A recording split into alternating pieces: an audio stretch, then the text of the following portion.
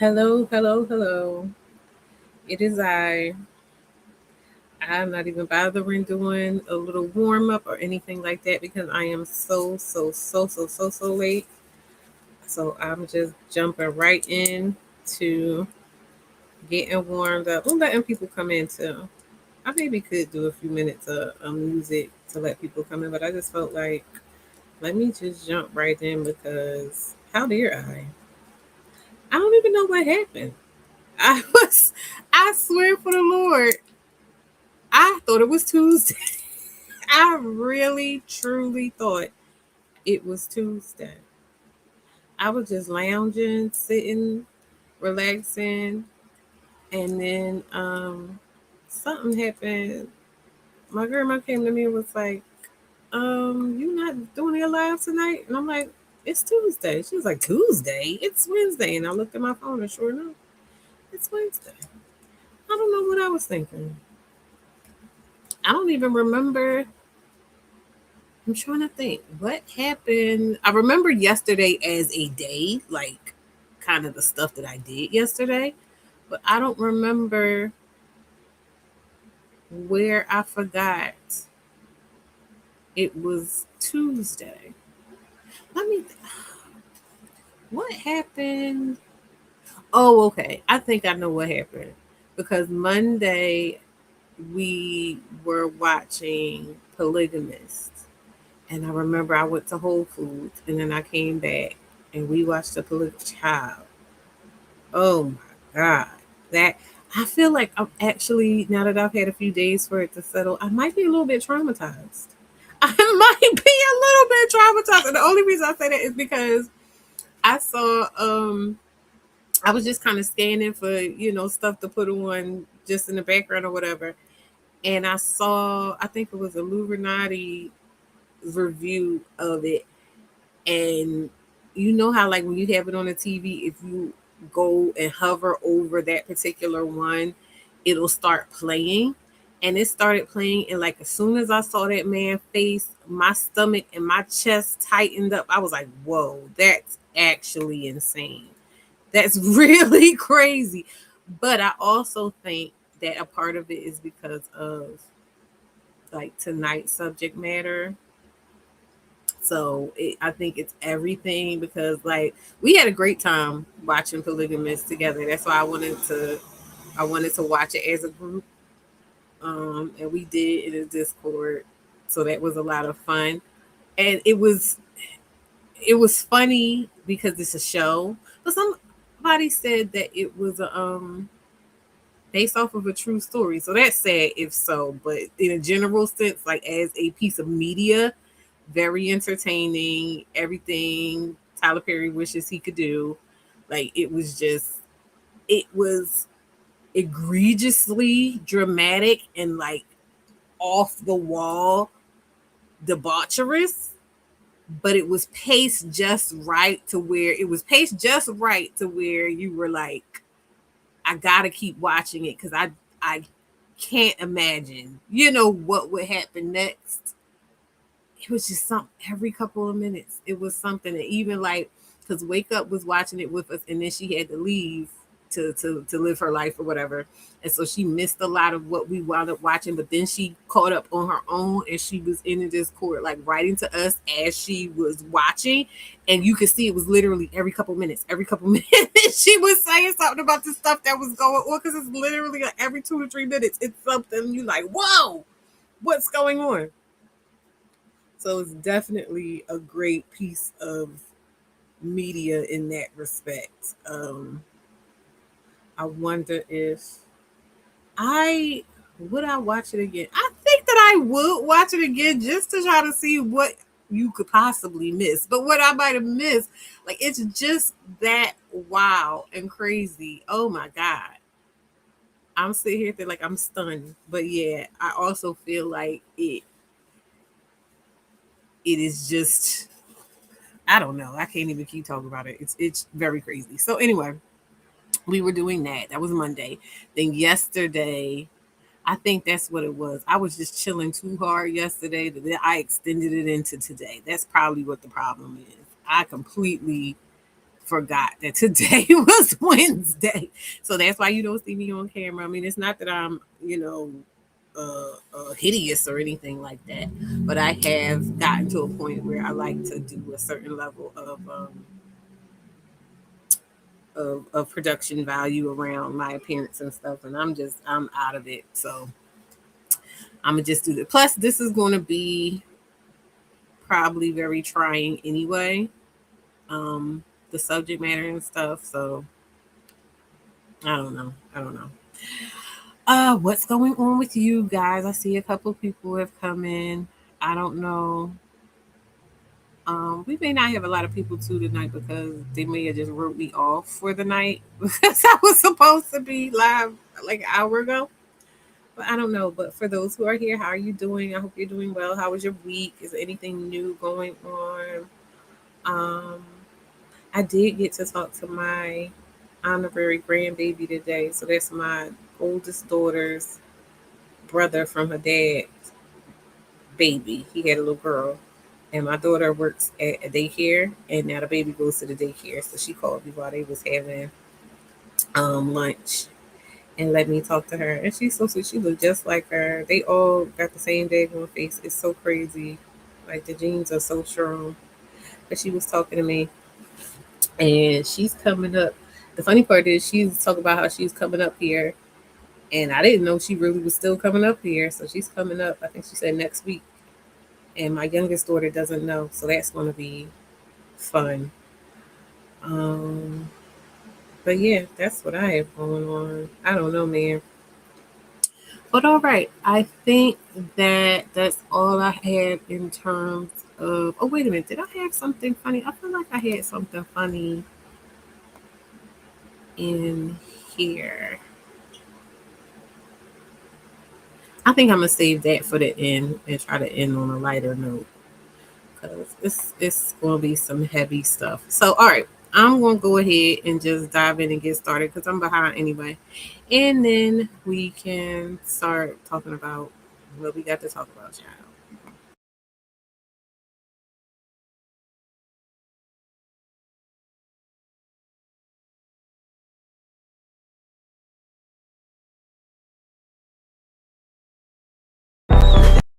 Mother. No problem. You in charge of the girls, right? I am in charge of the girls. Are you in charge of the girls? I am in charge of the girls.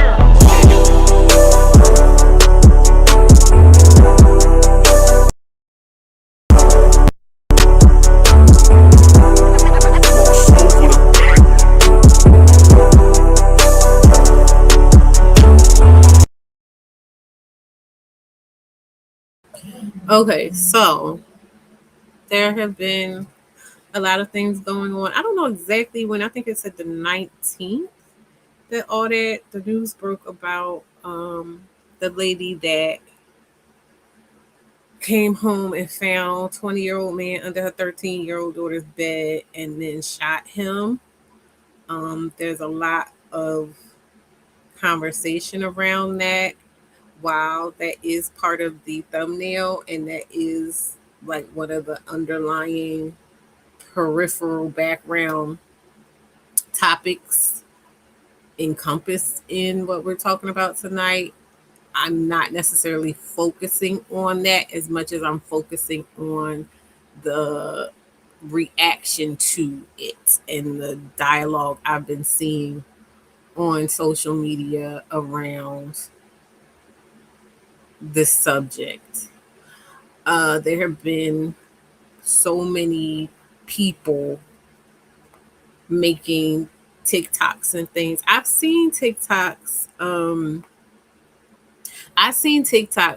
where they are responding to what the women are saying about the girl. So pretty much what happened is mom came home, found this man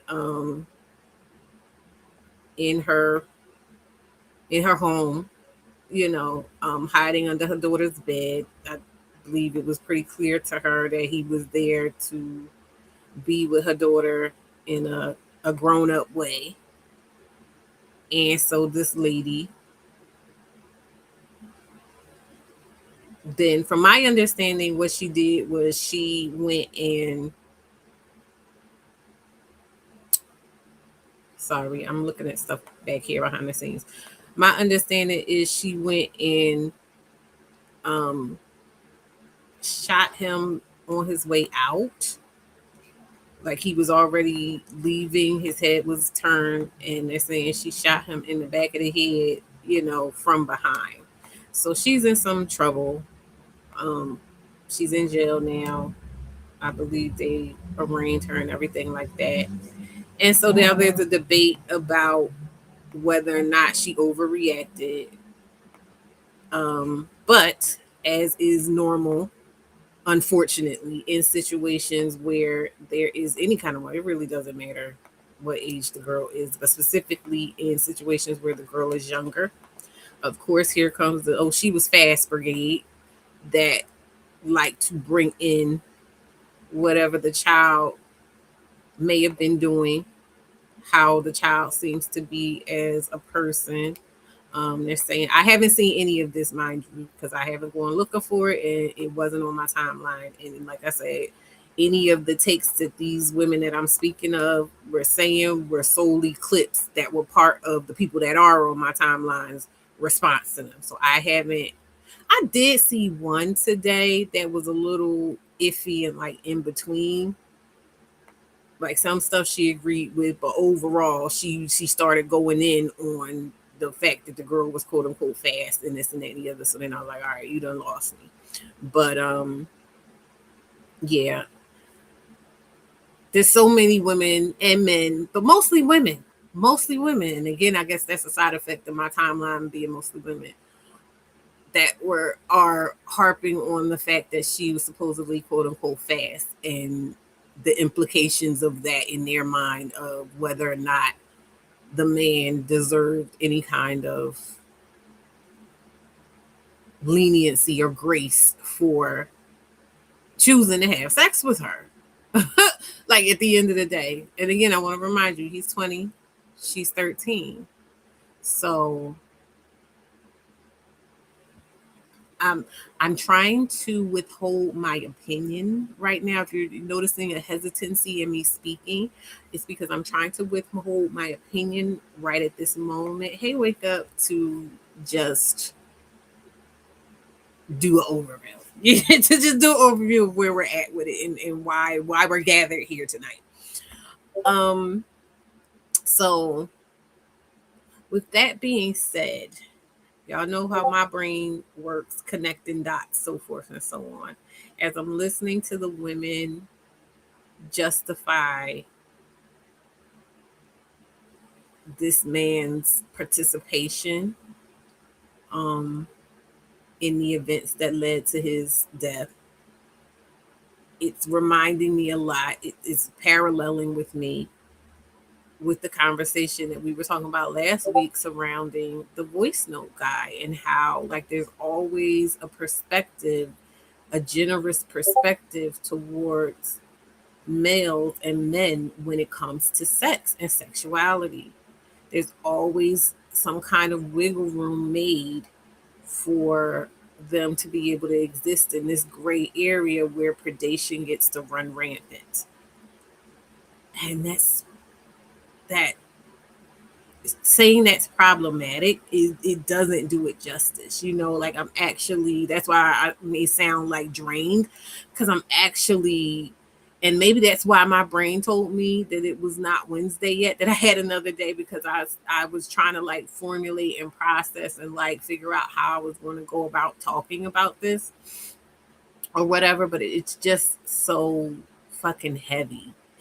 And not only because of what it is, but just because of having to grapple with it. I know I showed y'all before a picture of a lady standing on the edge of like this big black chasm, and this is one of those moments.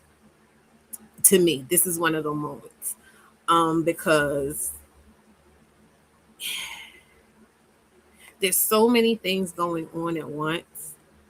Um, I'm trying to find the picture. to bring it up.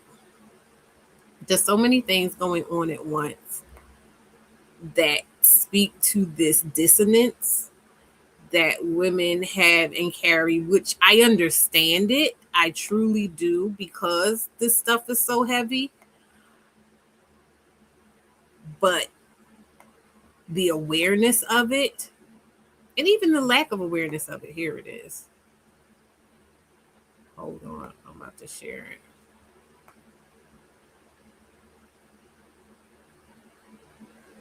Is it a tab? Is it a window to the wall? Here we go. This is where I'm at mentally right here. Standing at the edge of this chasm, and inside of that chasm is all of the ways that, as a woman, we are positioned to have to maneuver predation, to have to maneuver being scapegoated for the predation that is being used on us. To have to navigate it, to have to smile and try not to disturb people or disrupt people or make people upset. And the ways that people get upset simply by you existing and embodying what you're going through. And we're going to talk a little bit more about that. No, I'm going to talk about it right now. There's even situations when we were watching, and that's why I think I was saying I was feeling kind of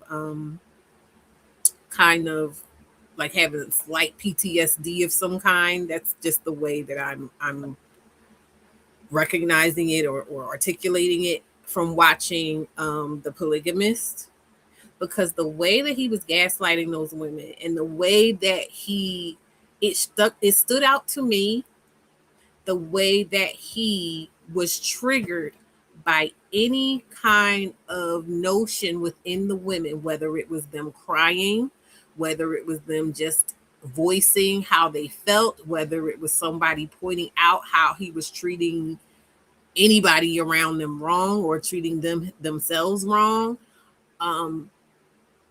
Anytime that a woman expressed or embodied some kind of energy,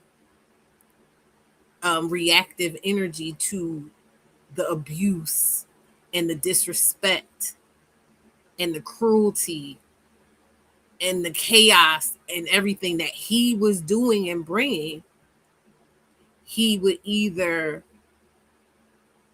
if he was being benevolent in that moment, he would try, oh no, don't cry, don't ever cry. Like, I'm thinking particularly right now about the part where, spoilers, when he was messing with the young girl and the young girl got pregnant, and he was like, oh, you're crying, don't cry, I don't ever want to see you cry again. And he was being nice, but just the notion of him saying, I don't ever want to see you cry again. At that point in the show, I had seen so many instances of him reacting when somebody was upset by him or something that he did that affected them, that I understood that that wasn't a thing of like, oh, it pains me to see you cry. It was more so of like, I legit don't want to see that shit. I legit don't want to be bothered with that shit. But she hadn't gotten to a point yet where he was being openly cruel to her. But there was so many other times, like I said, where his reaction to people was straight up annoyance and anger, outright anger, at the fact that their response to him was a reaction to something that he actively was doing or something he had done. And that to me is part of that space of in the picture of inhabiting that space, of always having to navigate that in people in some way, shape, or form, whether it's at your job, whether it's in your home, whether it's out in the street, and specifically in instances like I said, when you are being disrespected, when your autonomy and your sovereignty and your agency is being threatened or disregarded or subverted, that you're expected to navigate it in the perfect way. And even if it's still violated, you're expected to be perfect in who you are as a person and all other aspects that have little to nothing to do. I won't say little to nothing to do, but if there's any area in your life where somebody can point to something and say you weren't perfect, then your victimization is justified. And how we're supposed to carry that. And as a woman that's so matriarchal and so deeply invested in sisterhood and community and things like that, even if it's not necessarily me experiencing it in the moment, and maybe too because I have experience before in my life and I can pinpoint certain times, in my thank you, babe, honey. I can pinpoint it so many times in my own personal experience.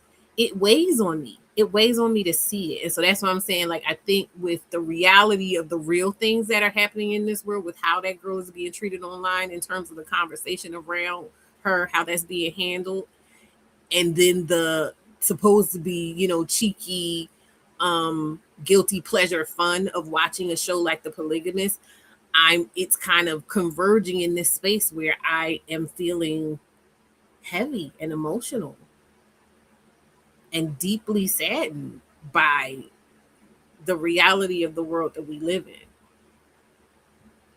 And I have been grappling with, because there was a me and one of the other people that were watching it at that time, we had like a friendly, people can disagree, it's fine to disagree, but we had like a slight disagreement around one of the characters, and how whether or not she should be, whether or not some of the other characters should have been upset with her, because she was preyed upon. Like, that was never in question. She was preyed upon, and the main character, Jonas, he was absolutely the one in the wrong in terms of how that relationship started and how it came to be.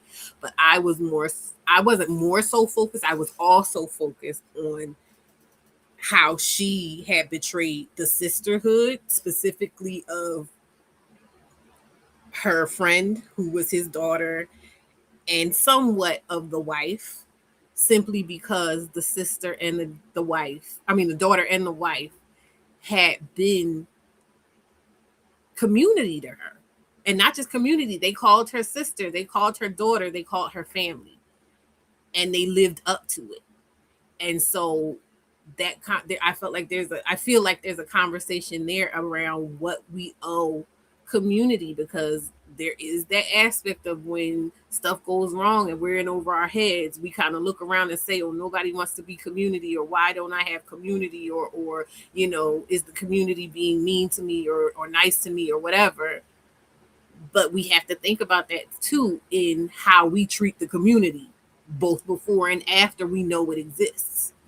You know what I mean? And so I was coming at it from a thing of like, yeah, I can hold space for the parts where she was victimized, but I also have to hold space for the hurt of the people who never did anything wrong to her, and embraced her as a sister, as a daughter, within the matriarchy and the sisterhood. Now, if we're being so fucking for real about that show generally, every woman in that show was male centered except the daughter, when you really think about it. But even still, in terms of how that particular character had been treated up until she got with the production inquiry, no. No, that's not Kanye. That is a generated image that I had made a while ago. I feel like you've seen this. That's a generated image I made a long time ago to illustrate when I be saying I walk on the edge of madness every day. This is a artistic interpretation of what I feel like that feels like, of walking on the edge of madness every day. And I was just explaining how that how I feel like that fits in with this conversation around the 13-year-old girl who they found the dude under the her mom found the guy under her bed and then shot him. And then the way people are talking about that girl, and they're saying that they see that she was posted on social media in her bra and panties, and she was fast. She was fast. And how can you expect? Basically, how can you expect a man to not prey on her if that's how she's acting?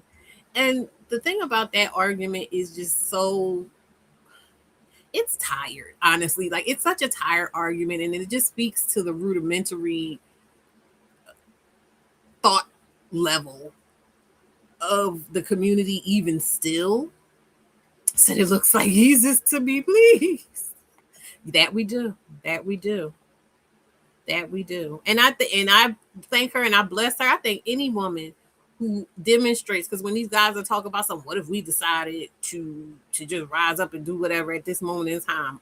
Okay, we can decide, make some decisions too. It ain't about nothing. We'll see how it come out in the wash, but I don't think it's gonna go, you know. But anyway, but was I saying? Oh, they were saying that, like, the girl, when they say that what you expect a man to do in this type of thing. And I feel like what they do is take it to like this, it's not a ridiculous standpoint, but this assumption that we're saying, oh, we expect everybody to just flip a switch and go from being a bad person to being a good person. It's not about that as much as it's about we shine a light on those dark, shadowy areas where those type of people thrive in. It's about us being more, because you want children to be more adult, quote unquote, because that's really what it is, in how they reason about the things that they do, and being careful and moral and upright and just, when they're literally in a part of their life where they're supposed to be testing boundaries, and they're supposed to be kind of figuring out what is, where they start and stop and where other people begin. And it can be easy. Shit, it'd be grown-ups doing this shit, but it could be easy for a child to get mixed up in the thinking that they want the opposite of what their parents want, because they're trying to figure out what autonomy is and looks like, right? So to sit and say that the children are supposed to uphold the law and uphold the boundaries of societal norms and propriety in the space, they should be held to a higher standard of doing so in the space of these adults. And even though these adults may be considered bad, and we know bad people do bad things, they're still adults and the children are not. And so that's the part where it's like, it's really frustrating to me, and I'm sick and fucking tired of it, of even having to engage in these kind of conversations around these ideologies, because it doesn't matter at the end of the day. Okay, kid, nobody should do bad things, whether you're a child or an adult. The rationalizations and the negotiations around what's good and what's bad and what's right and what's wrong and everything should be a little bit more murky in the mind of a child, in my mind, than it should be in an adult. And so the adult is the one that should be held to the full standard of having subverted these norms and expectations, not the children, not the child. And it's just so weird to me how normalized it is to default to blaming the child for falling short. And even if they're not necessarily saying, yeah, that too, production inquiry, even if they're not necessarily saying that makes the adult person right, you're also not, I don't see you putting any real energy towards holding him accountable. That's just kind of like an afterthought to coming down on the girl and painting the girl in a certain light, and making her seem a certain way, so that for the purposes of not, of taking away some of the grace and goodwill that may come her way. I think that's really fucking insane, and it pisses me off. um Production inquiry says they're only mad because the shooter was the mother. Yeah, because somebody did a real good job of explaining that on TikTok. They were like, it was some white guy, and they were explaining how the white guy had shot a man for the same thing, and everybody was like, yes, that's a man, that's a father, he's doing what he's supposed to do. And I see it all the time. When a man does something that it seems like is protective no matter how violent it is or whatever, it's just like, yes, absolutely perfect. We're on track. This is a man, right? But here this woman is stepping in, taking the measures to make sure this shit ain't happening. And she's like, you know what? I ain't even gonna bother giving you another chance. And I'm not saying it's right. I'm not saying it's right because they said that he wasn't, facing her. There was no imminent threat. So I understand that the law is the law, and if there was no imminent threat, she gonna have to sit on ice for that. And I get it. But the idea that she overreacted or anything like that, when, like I said, if a man did it, wouldn't nobody be questioning it? Wouldn't nobody be questioning it? But this is the same crowd that when the boys got in trouble and they were being charged as adults, I believe, I think it was in Florida or something. And the guy come out like, "Oh, I'm his father, and it shouldn't have been all that, and this and that and the other," because it was a group of young boys, and they held that girl down and they put rocks in her mouth so she could not scream. And these were like 12 and 13-year-olds. And they put rocks in that girl's mouth so she could not scream. And there was still people, what was she doing outside? And why would she go and meet them? And this and that and the other. Like, it doesn't matter what the circumstances are and how fucking heinous the things are that these people will do to a girl. The girl is always going to be wrong in some way, shape, or form for having been available to it, for them having been able to get to her. So get her a good white. I mean, hey, look, what they say, I'm rooting for everybody black. I'm rooting for everybody with a vagina. And I don't even care. Call it what you want. Right? My genuine thoughts and prayers. I'm not saying anything dismissively. My thoughts and prayers are with that lady because I get it. And at the end of the day, the same way they can say, well, what did she expect posting her pictures? What the fuck did he expect? And that's the problem. That's the fucking issue.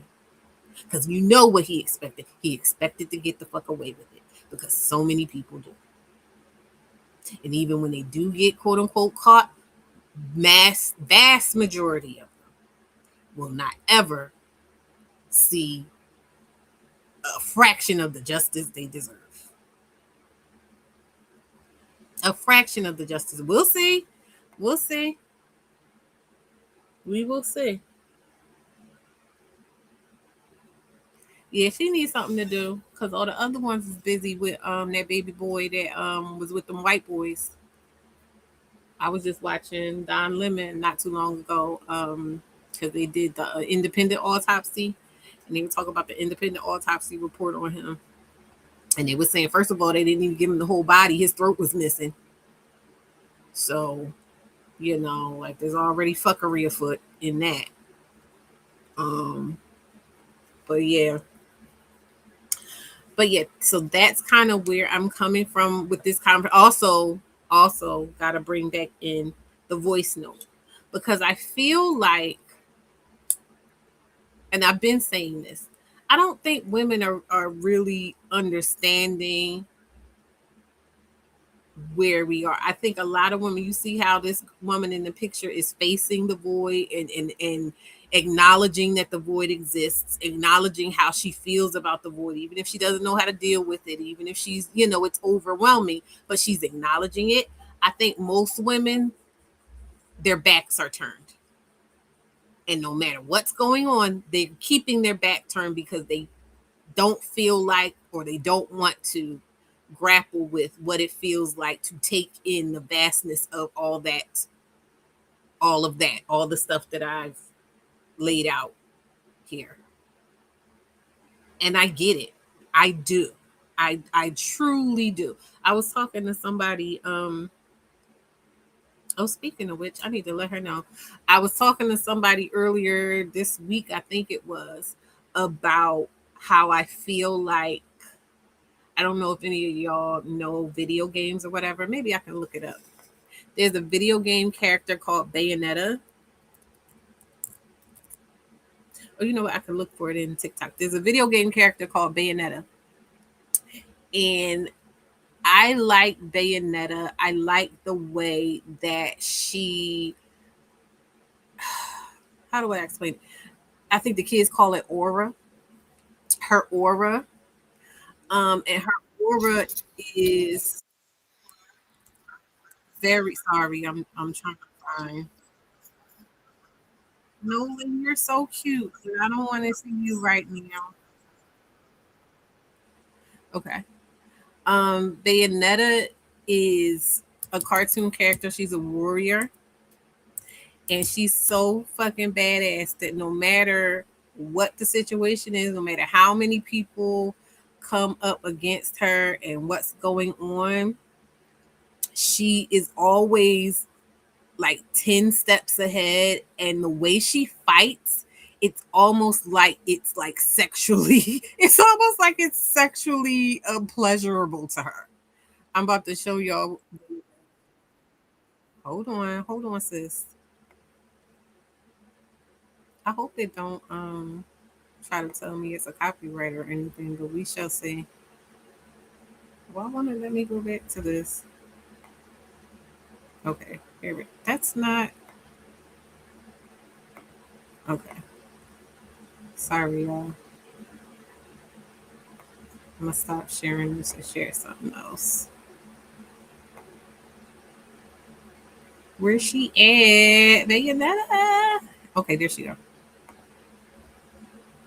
So this is Bayonetta. Watch her.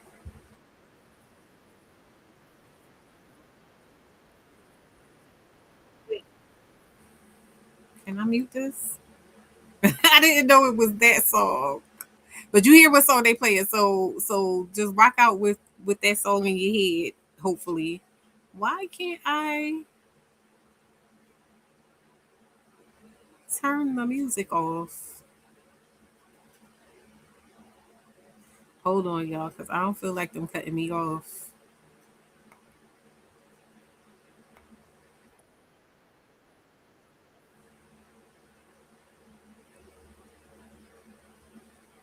Can I mute this?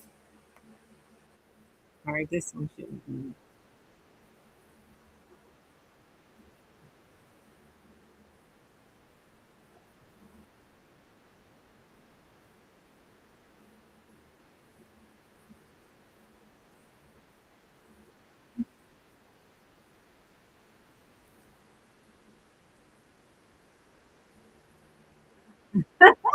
I'm sorry, I'm laughing, but she's so cunty. I want to find a more of a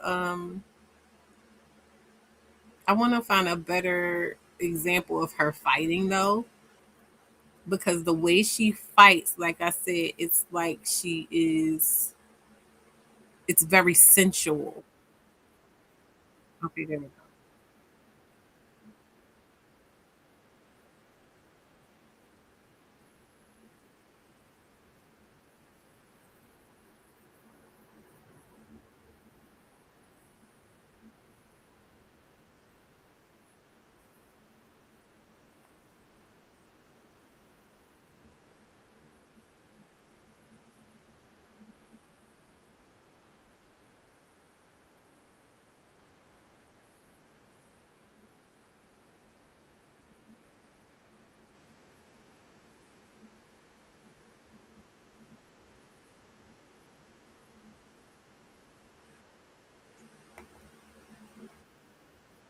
All right, trying to get back to this screen. I know it says no music. Are you saying you couldn't hear the music or don't put any music? Because if you couldn't hear the music, that's good. I didn't want you to hear the music because it would have cut me off. But my point about Bayonetta is, and you can look her up on your own time. What I like about Bayonetta is that when she's fighting, even though it's clearly fight for her life, she could be fighting a whole bunch of other people. But the way that she is handling it and her attitude about it, she's very much so unbothered and unfazed to the point of even gleefully and sensuously enjoying what's going on, if that makes sense. And so for me, that's how I view. You said nope. That's how I view mastery of being able to stand on that precipice. That's how I view the work that I do of hold on, I'm going to open this back up. That's how I view the work of standing on this kind of precipice, of this kind of knowledge. I feel like I'm getting better, like I'm still working on it, but I've gotten better and I've gotten to a level of being able to handle holding all of this awareness of all of this stuff that's going on around me and how I feel about it in a conscious way, as opposed to just kind of trying to push it down, push it back, ignore it. Because I feel like it's ignoring all of these things. And we're going to talk about like more, we're going to get more into what these things are in my mind. As we have the conversation. Oh, okay, she's saying there was no audio playing. Well, that was good. Um, but yeah, so I feel like most women though have their backs turned because it is a lot and it is painful, and it does make you look at life different. It makes you look at life different. It makes you look at your options different. And that's the point that I'm making a lot. Hey, Sanala, that's the point that I'm usually making about whether or not you would actually choose to want to deal with a man if you were holding all of these things that are going on consciously, if you were really taking into account and factoring in the objective reality of who these men are, and how they are socialized and how their mind works and what their objectives actually are. I feel like there is enough wiggle room and like plausible deniability for women to rationalize certain things because they're looking at it from a way that's way too generous in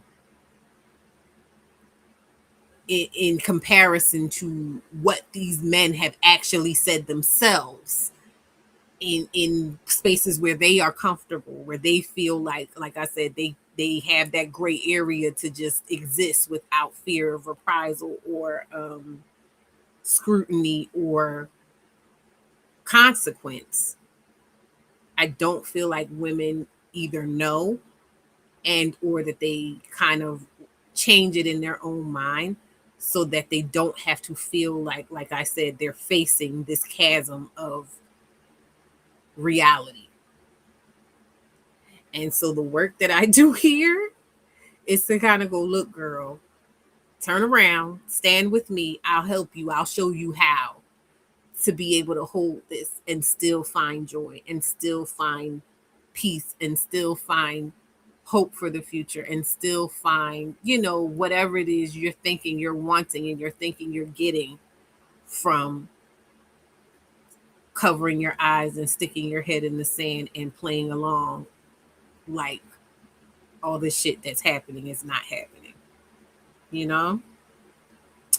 So I want to kind of go back a little bit to when let me go to Canva. I did a little whiteboard work, right? I did a little whiteboard work.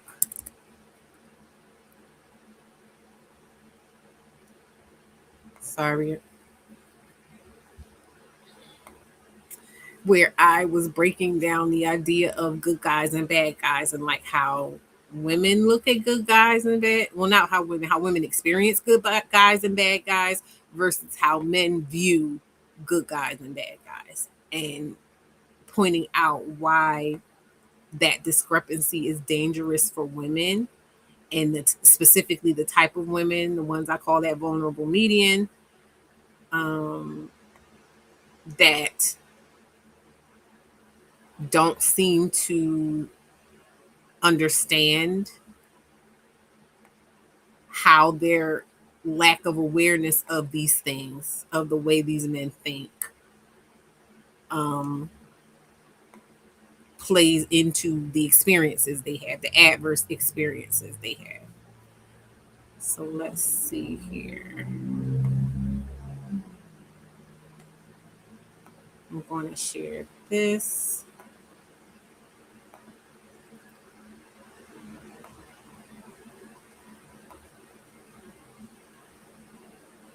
So this is what I was working on that day. And we went through it. I drew it all out. I explained how I thought about it. Let me zoom in a little bit. We're going to focus more so on this aspect here. So, or wait, I'll start here. So up there we have how I feel like men look at good men and bad men. And that's how they expect women to, or they want women to look at good men and bad men. And this is how I feel like the women who, like I said, have their back turned to the chasm are looking at good men and bad men. Good men don't hit women. Bad men hit women. Good men don't rape women. Bad men rape women. But it's actually within this in between space that the men really get to play. And even the bad space, because the once we get to someone actually raping someone, now we got to sit and go back and forth a million times over around, well, what is actually raping? Were they actually raped? And did they actually consent because they said yes to this or that or this to that and the other? That's why that voice note was so fucking infuriating in terms of the women, because it's like, girl, why are you helping them with this bullshit? These are the types of discrepancies that they like, because they get to, sorry, I'm trying to move this over. They get to say, oh, I didn't know, or it was a misunderstanding, or actually that's not what that is. So I wanted to again reintroduce this here as a concept, and for us to be able to utilize it, because I want to go over some further examples of how these dudes are getting down, how they're thinking, and those the dangers of the gray area. So somebody, I don't remember who it is off the top of my head. Somebody had sent me a clip. You know, I tell y'all, send me stuff if you want me to look at it. They had sent me this, and I didn't see it until, I want to say, the end of last week, or the middle or the end of last week. They sent me this clip of this man. They sent me two things actually, and it was someone reacting to a clip of this podcast where this man was explaining his shift in thinking around his shift in thinking around vaginas. I'm gonna just say I'm Correct. I I have a Haitian mother. differently, but he was explaining his shift in thinking around vaginas because he had daughters. And the first, like, this is the actual podcast. The person had sent me the clip of the lady reacting to it, and so when I listened to the lady reacting to it, she said all the things you would expect someone to say, and I agreed with everything that she said. But the thing is, I had started watching this first, like this whole thing. You see, I got like this far in it. So as I was watching it, I'm gonna be honest, I didn't understand what the person was wanting me to find in this. Let me see something. The culture, so we definitely go and chop it up and see what we And can it's do. also very important for all of us to just start collaborating, like putting our minds together, putting our platforms, our skills, our knowledge together to create something that's greater than us. Right. Because at the end of the day, it's all about helping the next black man. The way that I had to address my patriarchy. Okay, yeah. I just wanted to make sure we got to the right part. So like I said, the person sent me this. They sent me the other person's reaction to this part we're about to watch. But it was only a clip. It was only this clip. So I'm going to go ahead and play this clip first. And then I'm going to explain. And then I'm going to explain the context of the full conversation that they had, because I feel like that's important to do in a situation like this.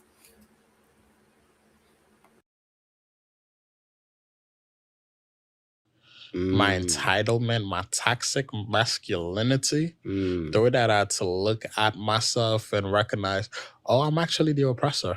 And now I have daughters that is gonna have to navigate that world. I think very early on when I describe my daughters, oh my God, they're so beautiful, they're so pretty. I was always highlighting their beauty. Never, hey, they're very intelligent, they're very courageous, they're very strong.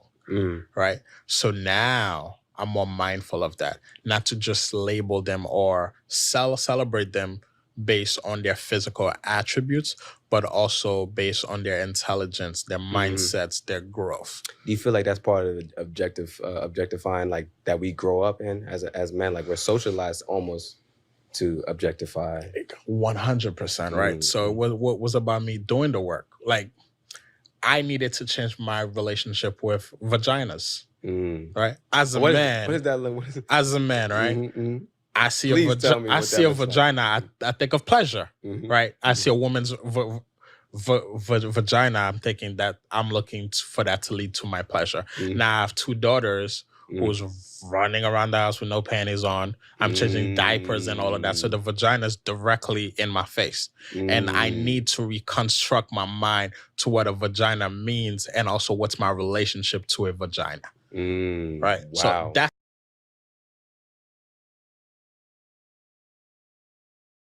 Okay. So, hi, how are you?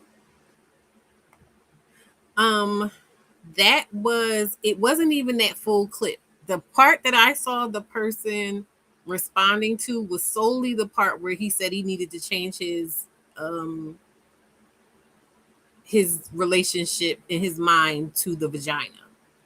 And so, of course, they were going off and everything. Now, I'm going to give you the full context of the whole podcast, the whole conversation. That guy, the one that's on the sofa, not the one that's on the thing, but the other guy, that guy does conversations with men. I think it's called, what is this podcast called? Express Yourself, Black Man. That's what the podcast is called. I want to be clear. As Level Up Single Mom, I'm talking, I did not see anything in terms of that whole podcast that I sat and watched that was problematic. So this is not me taking on the viewpoint of the person who showed the 30-second clip of what that man just said that I showed of like a minute or so clip of what he said. That person showed about half of that, if that, and responded to solely that. I watched the entire thing. And you also have to remember, I watched a good 35, 40 minutes before it got to this point.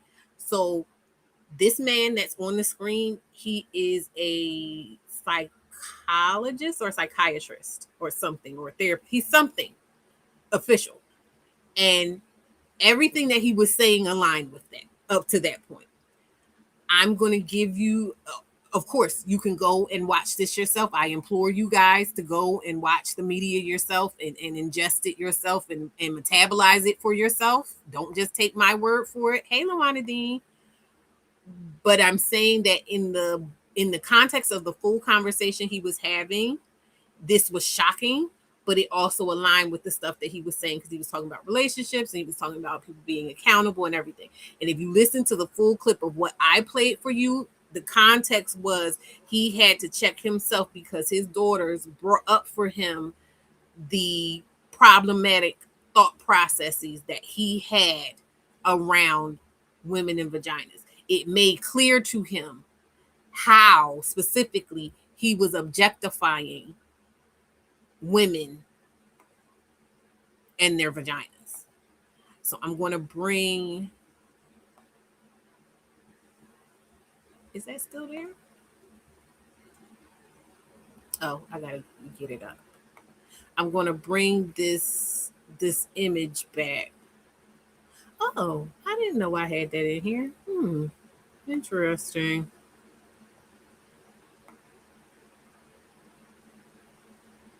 Trying to find that picture again. Sorry, y'all. I know it's here because it's the page I had it on. Here we go. Okay.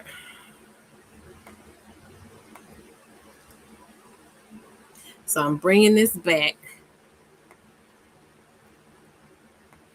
What he described in terms of his recognition of how the problem within his own thinking, his own thought process, to me represents him standing on that precipice of his own, in his own life, in his own mind, and reckoning with the weird shit that was going on in his own mind. And so for that reason, I feel like this is someone who, this is not me saying, oh, you need to get him, you need to get somebody like him, or nothing like that. It has nothing to do with partnering, but this is a man that I wouldn't be uncomfortable around, because this is a man who has the ability to catch himself and catch something that doesn't add up with what he feels like his values are, and reckon with it within himself without anybody else having to correct him, without anybody else having to argue with him, without anybody else having to debate him, without having to go back and forth about technicalities and this and that and the other. He immediately recognized a discrepancy between what his value systems are and how he was actually thinking and showing up. Now we can get into about whether or not we're upset that even had to come to that. Why did he have to have a daughter to think that way, and this and that and the other? That's a different conversation, and one that's, can be had. But in a general sense, I give credit where credit is due. He said, I recognized how I was being problematic, and I corrected it right then and there. To me, I'm going to go back to the other picture.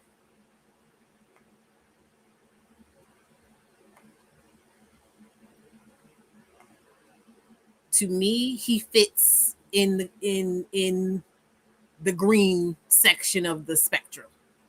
You get what I'm saying? He fits in the green section of the spectrum because, like I said, and I've said this before, for me, it's not about being perfect. It's about intent and consistency. And throughout that conversation that he had with that man, he was consistently a thoughtful person. He was consistently in using integrity and working within integrity.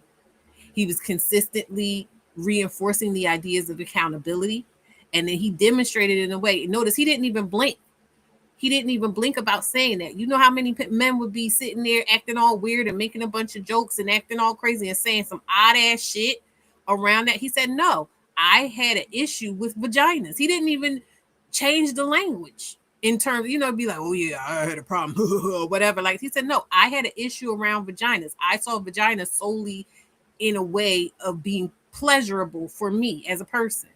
And I had to reckon with the fact that I have daughters who I don't look at in that way. I don't look at in a consumable way. And I've used those terms before. He didn't use the word consumable, but I use the word. So he is aligning with the stuff that I've been saying. Men see women as consumable. And when he realized, okay, my babies are not consumable, but they also have vaginas. Wait a minute. It might have been a problem that I was looking at vaginas in that way. I need to fix that. And he did it. That is the type of stuff you look for when you're looking for men who are operating outside of manhood TM. That's what operating outside of manhood TM. When you are introduced to something that is antithetical to what you say your value systems are, you don't get defensive, you don't get weird, you don't start trying to rationalize bullshit. You just go, oh, okay, my bad, and move forward in a new way.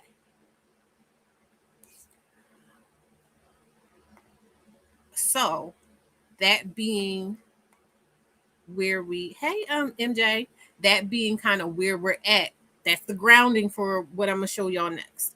So I have some clips of some other men who have conversations, are saying things specifically around their daughters, their daughters, and their daughters' sexual organs and or sexuality.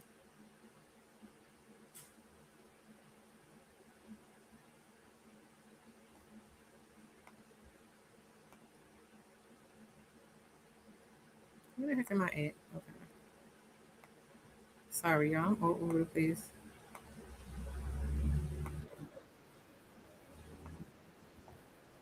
Hold on. Why is this not working?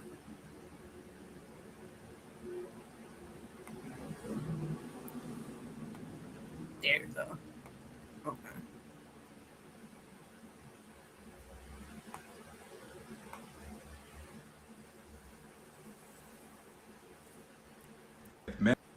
If men are really the problem, then why don't y'all just leave us alone? Being a girl dad is not for the weak. My daughter just had to jump to put her pants on. This is some bullshit. Don't you go out here and get no thick baby mama, because it correlates to the kid. And if you have a daughter, this ain't for the weak. Just know that. Just know that. Motherfuckers trying to make me feel crazy. I feel like my baby girls can say cheeks. Which one is worse to y'all? If y'all baby girl be like, my booty hurt, my left booty or my right booty hurt, or if she say cheeks, my left cheek or my right cheek, like which one is worse? Let me know. I'll be trying not to say it in front of them, but as you can see, they be popping up. If men are really the problem. Okay. So that is one of 3 examples. Hey, Jazzy, that's one of 3 examples. I'm gonna just move on to the second one. And let's see, is this the right one?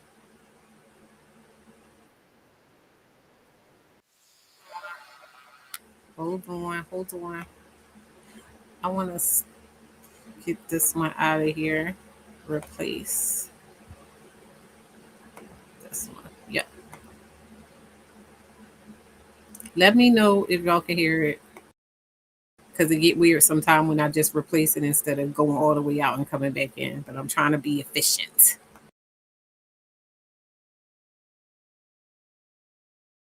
That's what I'm about to tell him now. Lisa, OMG, I'm so sorry. It's so embarrassing. Where you getting that toy from? Mom gave it to me on my birthday. Your mom? Let me tell you something about your mom. Your mom was a fucking whore with some great pussy and amazing, extravagant mouth. See what I'm saying? So you, a grown-ass man, a black man at that, which is hella fucking disappointing and embarrassing, but you make a skit about catching your 16-year-old daughter pleasuring herself with a toy, and then you proceed to tell her that her mother's a whore with great pussy and good head. What the fuck are you talking about? What the fuck are you doing?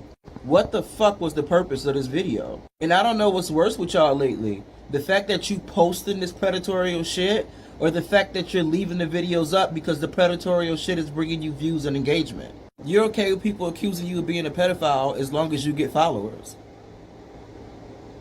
And no matter how much you report these pages, TikTok won't take them down. But they'll violate me for some little dumb shit. Why the fuck is your 16-year-old daughter's coochie even on your mind? Fucking weird ass nigga. That's what I'm about to tell him now.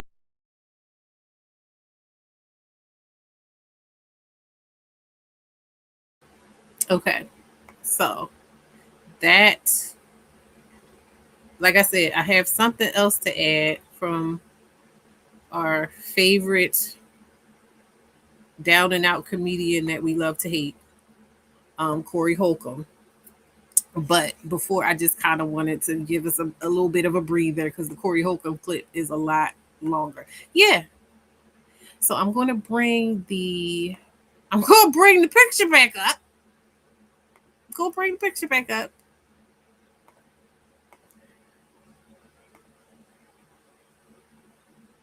So this is like I said, the 2-dimensional viewpoint of good men and good black men and bad black men. Mind you, whenever we're talking about fatherhood, specifically the means of black men, what they always say, black men are the most involved fathers. Is this the involvement? And I want to be clear about something. I am not saying that every single black father is like this, because I know that not to be true. I'm not saying that, but I'm saying that the reasoning, if we're going to zoom out into the macro and talk about what I brought up before about how when stuff goes wrong everybody is a Monday morning quarterback and telling you how you should have been able to pinpoint what went wrong, right? But in the moment before something happens and you start saying this is a little weird, I don't like this, everybody wants you to shut up because you're downing black men, you're downing black fathers, and this and that and the other. That is that gray area that I'm talking about that niggas get to run amok in. Because what the fuck was that? And those are two separate people. I'm sure they don't know each other. And they felt comfortable enough not only to think that stuff, not only to say that stuff, but to make it a light joke about it, to put it on the internet, and to not be doing it in a way where, like I said, the first guy, the example of the first guy, he was examining his thoughts around it. They were not. And the second guy went really wild with it because then he started talking about her mother in it. You know, what are we fucking doing? And mind you, these are the same guys. There was this whole debate going on earlier in the week or over the weekend around stepfathers. These are, mind you, these are supposed to be biological fathers. There was this whole conversation about stepfathers always resorting to taking the door off of their stepdaughters' rooms. And you don't ever really see that, at least not promoted for boys. People may do it, but you don't see it promoted as what and put on the internet as if it's such an amazing thing to do, such a reasonable thing to do, except for in the case of girls. These are them fucking things. These are them. Am I able to go back? I have to. Hold on. These are those things that I'm talking about that people like to turn their fucking back. They don't want to question. If old buddy could find the value in being able to question himself about himself when it came to his views and ideas around vaginas while looking at his baby's vagina for the greater good, mind you, for the greater good, because I'm sure it was uncomfortable. If he was able to do that in that moment and hold any and every bad thing that he may have felt about himself, any and every piece of shame, embarrassment, failure that he may have felt in that moment for having to reckon with who he had been up to that point because of the value and the love that he placed on his daughter in the world that he wants them to live in, why the fuck can't other people, and I'm talking about men and women,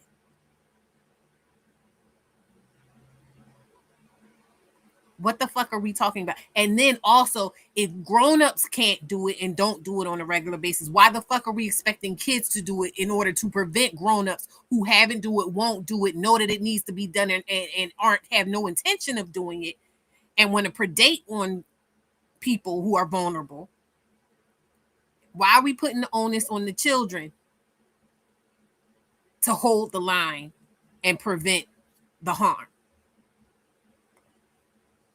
How does that fucking work? How does that work? So I'm gonna go ahead to Corey Holcomb. Strap in for this shit.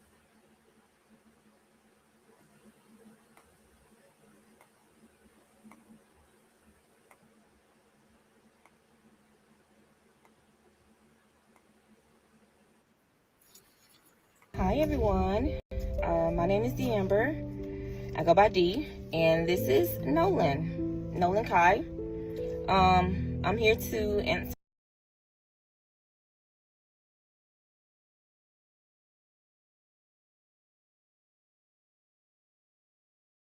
Sorry, that was the wrong one. Hold on.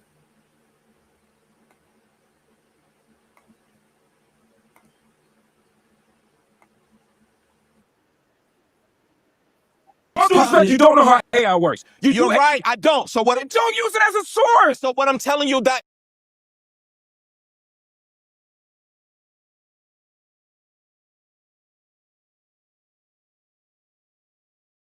Okay, so that's not me. Hold on, I gotta figure out what's going on with this one.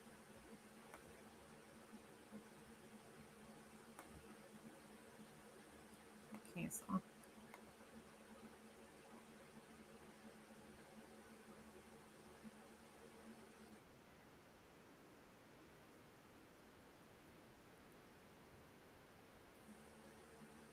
It looks like every time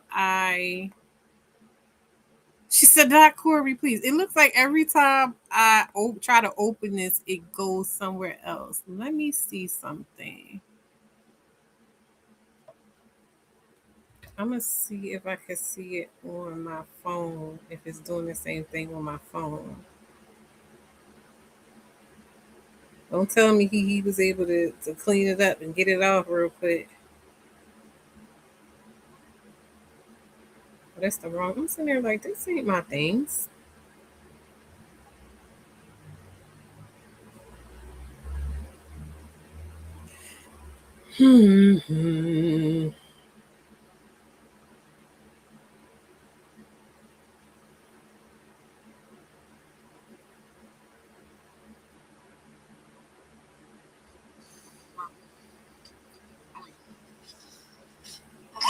Wow. Let me see something. Every time I try to go to it, it takes me somewhere else at Ermac Rom. Let me see if I can find it.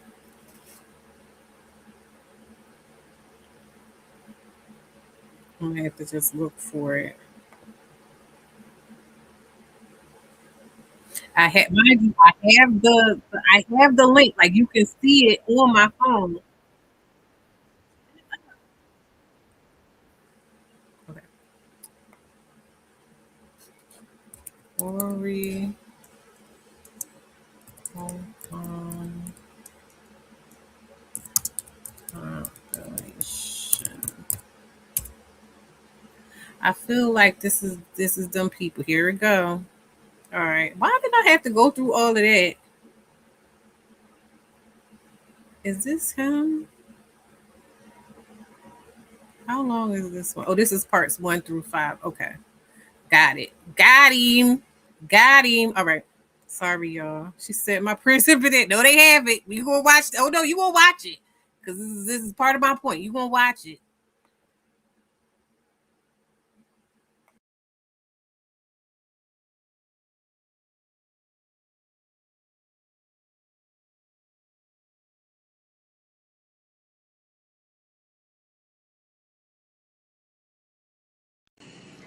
This past weekend, I saw this little girl. She had a Welch's grape juice bottle in her mouth. And she was about 5. She had the whole bottle as far as it'll go, just sucking on it, walking with her mama. Somebody said, get that out her mouth. When they took it out her mouth, that baby said,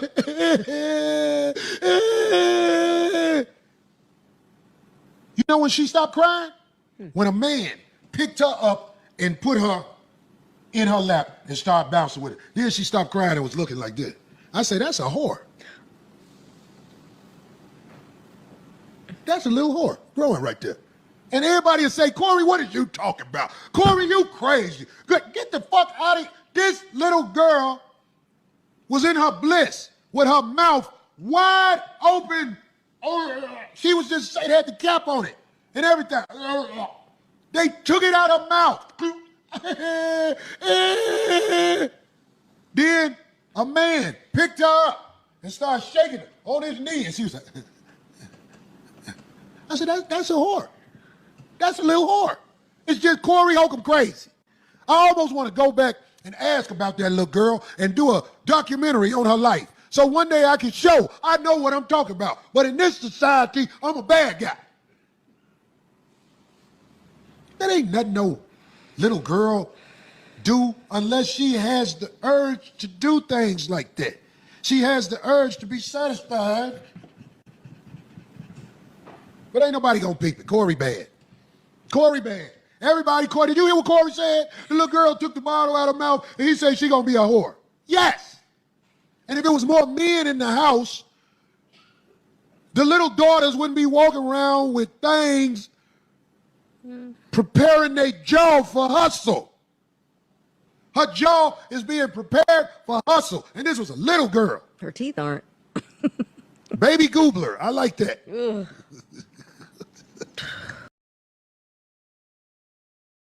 Sorry, I'm jumping in solely because of that bitch. Because what the fuck is you helping him with this bullshit ass for? She's another raggedy ass bitch. And yes, I cannot abide a dumbass bitch that sits and chuckles and perpetuates some bullshit that this nigga is saying. And I'm gonna just go, mind you, it's a parts 1 through 5. So this is multiple clips already compiled. Thank you to this creator of him being a weird ass fuck nigga. But fuck that bitch. That's why I wasn't feeling bad for her when they was beefing. I don't even know what came of it. Something was going on between them on that show. I don't know if he tried to fire or whatever it was, but I ain't feel bad for that hoe. But when it comes to him specifically, instead of questioning where she got it from, even if that's something he did see, instead of him questioning who are the grown-ups around her, what men around her, or women, whatever, but what adult around her, where did she get this from? He's going to go, oh, she just made it up in her own mind because she just naturally predisposed to be a whore. Because that's a convenient mindset for a nigga like him to have, so that he does not have to question his fuck ass bullshit around women, his predatory ways, his predatory mindset. It's a convenient thing because whores deserve to be treated a certain way. So if you're born a whore, then you were just born deserving certain things. I feel the need to prease that out. She has the urge. That's his mindset. And remember, logic is subjective to your objective. We already know that this bitch objective is to predate on women. We already know that. He want poor women. He want women at any kind of disadvantage he can get them. So if he can meet a young, and you gonna sing. You already gonna sing. I know she's one of the hosts. I know exactly who she is. Fuck her. I know exactly who she is.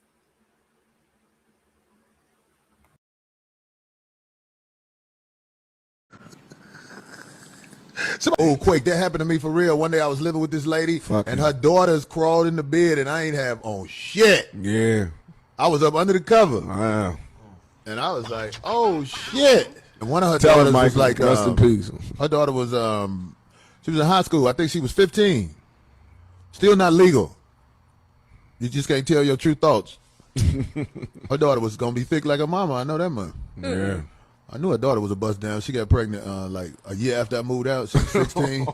I knew she was going to get pregnant, goddamn, because she used to do shit. She used to do shit to let me know, damn, this little bitch is trying to get me in trouble. Oh. Her name was Tiffany. Right. All of you kids. Yeah, she has a documentary. Kid pussy. I'm just jumping in and say it before we move on to the next one.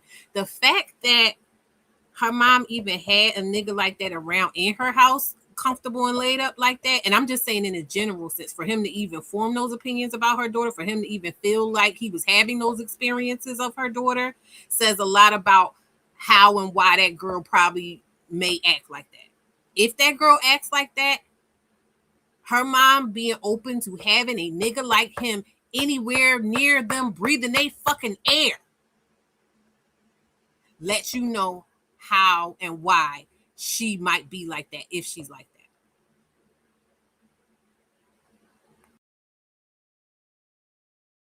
That's the best put. Well, I'm saying you better watch motherfuckers around your kids. Some niggas want some tight pussy real bad. Jesus Christ. Can you get charged if you spoon a child? I mean, get behind him, make him take all his clothes off, and you hug him like that. I'm Is that pretty a charge? sure. Yes, Graham. What is pretty that? Sure. Not no penetration. Just doesn't have to be penetration. It's so you can't That's be love. You can. Okay. Hold What on. if it's a stepchild? Okay, I don't know where we're going with this, but I'm just asking. They got these charges. I'm trying to see what the charges gonna be. The wedding ring. Somebody called me Corey Kelly because I said spoon. Oh, good one. I would never. Or Corey Epstein. Spoon a child. I'm asking what happens if you do it. It's called research. Please keep this piece of tape for future references. I'm telling you now, when they go after me, they get dirt like a motherfucker. I'm here to tell you, if they go through my computer, they going to be like, Corey, like porn. What else can I put out there? Snacks. I mean, yeah, them a big dick and the child. I'm gonna check my browser, goddamn. They are physically developed for you to get off with a body that ain't fucked up. And I've said this before on the show, D. A woman who is 16 can give you a healthy ass baby.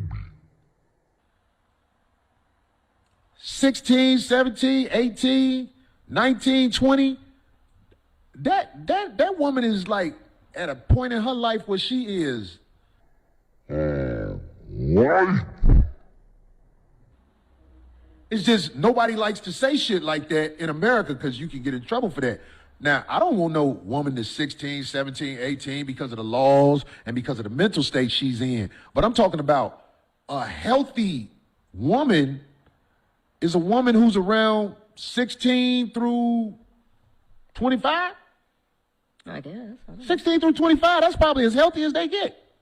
Say, fuck it, 16 through 26. That 10 years is a woman's prime when it comes to delivering babies. Because once Epstein Island, that'd be a great movie. Yeah. What was happening on Epstein Island? Nigga, they was fucking the shit out of children. That would be a horrible movie. You telling me? When you watch kids get fucked with those movies.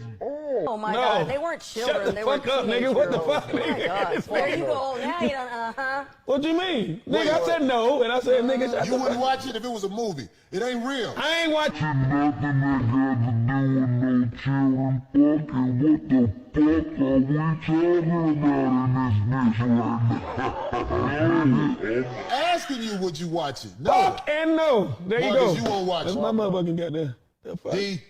That's ridiculous. He knows what he's doing. I know he knows. I know he knows. Yeah, I know he knows what he's doing. Exactly. My God. Oh, you gonna have it used all over you, boy. just not getting started, nigga. I said if they made the movie.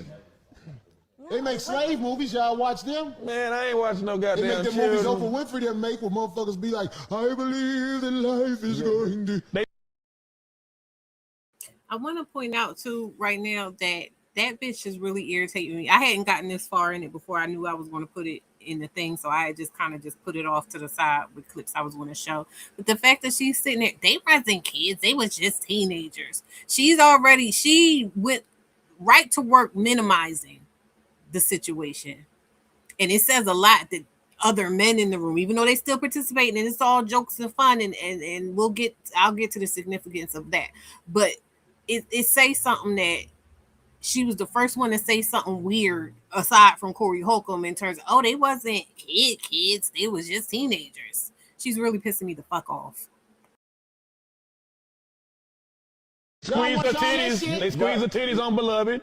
You remember that? I understand. I see what you're trying to go through. We watch rape and all this. You watch all this shit. I see what he's All this doing. awful, like old girl said in that one movie, scrupulous shit. Put it like this. If your ass don't get a fucking nasty ass feeling being around any of that motherfucking vibe, that motherfucking image, that motherfuking video, anything, you got something wrong with yourself. Niggas are trained to look at what they think people don't like. Somebody tell child protection service.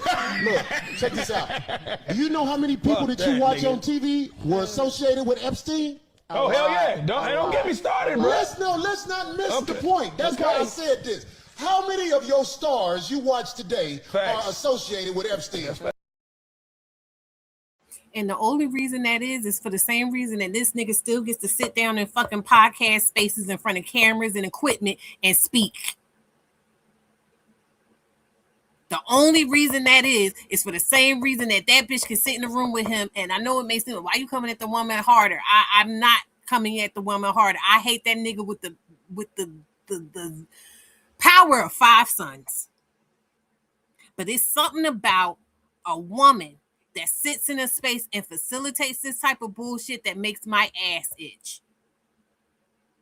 Because I'm gonna read something later on and it'll make sense. That's facts. Don't get me going.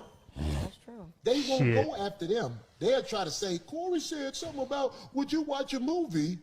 You sucker that's ass true, niggas. Trey. Good. Corey, wish my baby happy 16th birthday. Hell, she ain't yours, so this is easy. She turning sweet 16 Saturday. Hey, what's up? Make sure, hey, look, I don't know her name. Isabella. What is her name? Dita 605? Dita 605? Listen, I want to wish your daughter a happy birthday. Her sweet 16. It's a beautiful age, and you make sure you and your daughter have counseling so that if she's broke, cat daddies like me ain't in that ass by the time she's 21 through 30.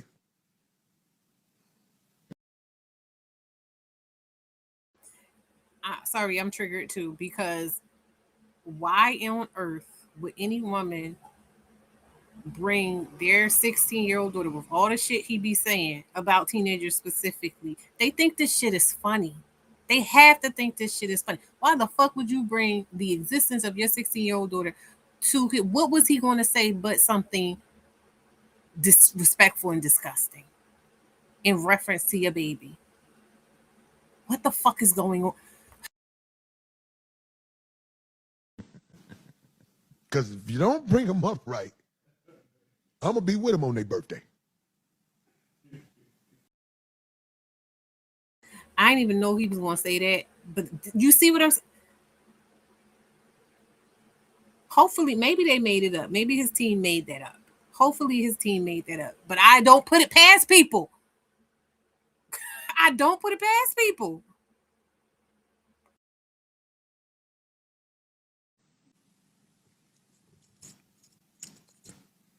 I was at the mall with the little broke bitch. We was in Victoria's Secret. And I'm sitting there at the counter. I'm like, what's up? She needs to get measured for a bra. She never been measured for a bra. And she want to have the right size on instead of the Walmart bras. And the lady was like, oh, that is so sweet. Is this your daughter? I said, I'm standing up in this little bitch. Oh my God. And it wasn't a laugh when I said that. It wasn't a laugh. The lady looked like, I was like, I got a couple of dollars. I get to smash little cute young girls like this that come from poverty. I'm standing up in her. Do you need a bra, bitch? My brother's daughter was with a group of us. We were at the hotel because my mom was in town. Dee, was you there? Yep, I brought the cake. I know how to do babies. It was super cute though. Everybody was trying to get her attention, but she wouldn't do nothing but hug her daddy because she didn't know us like that. And it's always a fucking girl. A moment of transparency, because I wasn't, I didn't have the microphone on, and I own my imperfections as a person. I was so pissed off at him talking about how he was taking advantage of that girl in that Victoria's Secret. But I cannot lie to y'all. When he said, do you need a bra, bitch? I bust out laughing. I'm so sorry. And I apologize to y'all, but that's just going to show I am willing to own my shit.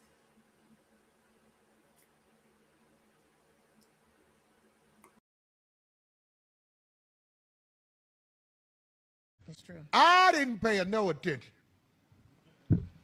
I just kept looking away. But I talk, my voice carries. And she kept looking. Yeah. All of a sudden, what happened, D? She went right to him. It was almost like, I'm the one wasn't paying her no attention. And everybody like this, what? Like, you know what that told me? What? She gonna be getting dick put up in her when she grow up. God, why did I know it was going to take a bad turn?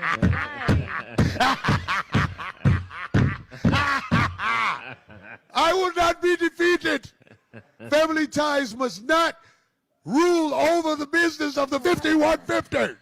No, either that or she wanted good luck and she thought you were booed. I'm gonna get a text from my brother. Fuck you. That's funny. Oh, God, see, I knew it. He pulled a Craig on him. We didn't know what was going to come out in his mouth. People say you terrible, Corey. Yes, he is. But there's truth to that.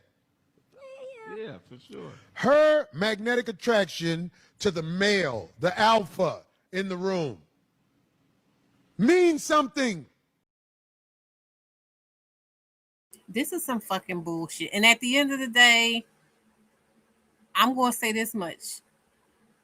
As a baby whisperer myself, there is truth to the fact that I have experienced that when you don't just go in some babies, because some babies, they're automatically on go. They love everybody, whatever. There are some babies that are a little more apprehensive about strangers. And the best thing to do is to kind of like not deal with them until they get curious about you, so that then they're more willing to interact with you. But the way he is framing this and making this into a sexual thing and sexualizing it is really infuriating. It's really infuriating. Am I wrong? Can anyone explain it? See, I'm not a scientific explain with this scientific backing, but I watch young women as they develop in this world. And I get a pretty good idea of what they're going to be about. I know if they're going to need intense training to not go too far left. I know I'm blessed with this mind. A young girl. This girl daughter called me like she was around about 8, and I didn't stop. I was just looking at her. Like, Oh, What? oh, you pervert. That's a pervert move. Oh. and she said something. I was like, Oh. It don't say nothing in the Bible about you that you got to stop fucking if kids walk in. you got to get the kids used to the shit You grown made folks do. you made eye contact with the kid though. I wasn't flirting with the little girl, but I wanted to see me. I wanted her to see me fuck her mama.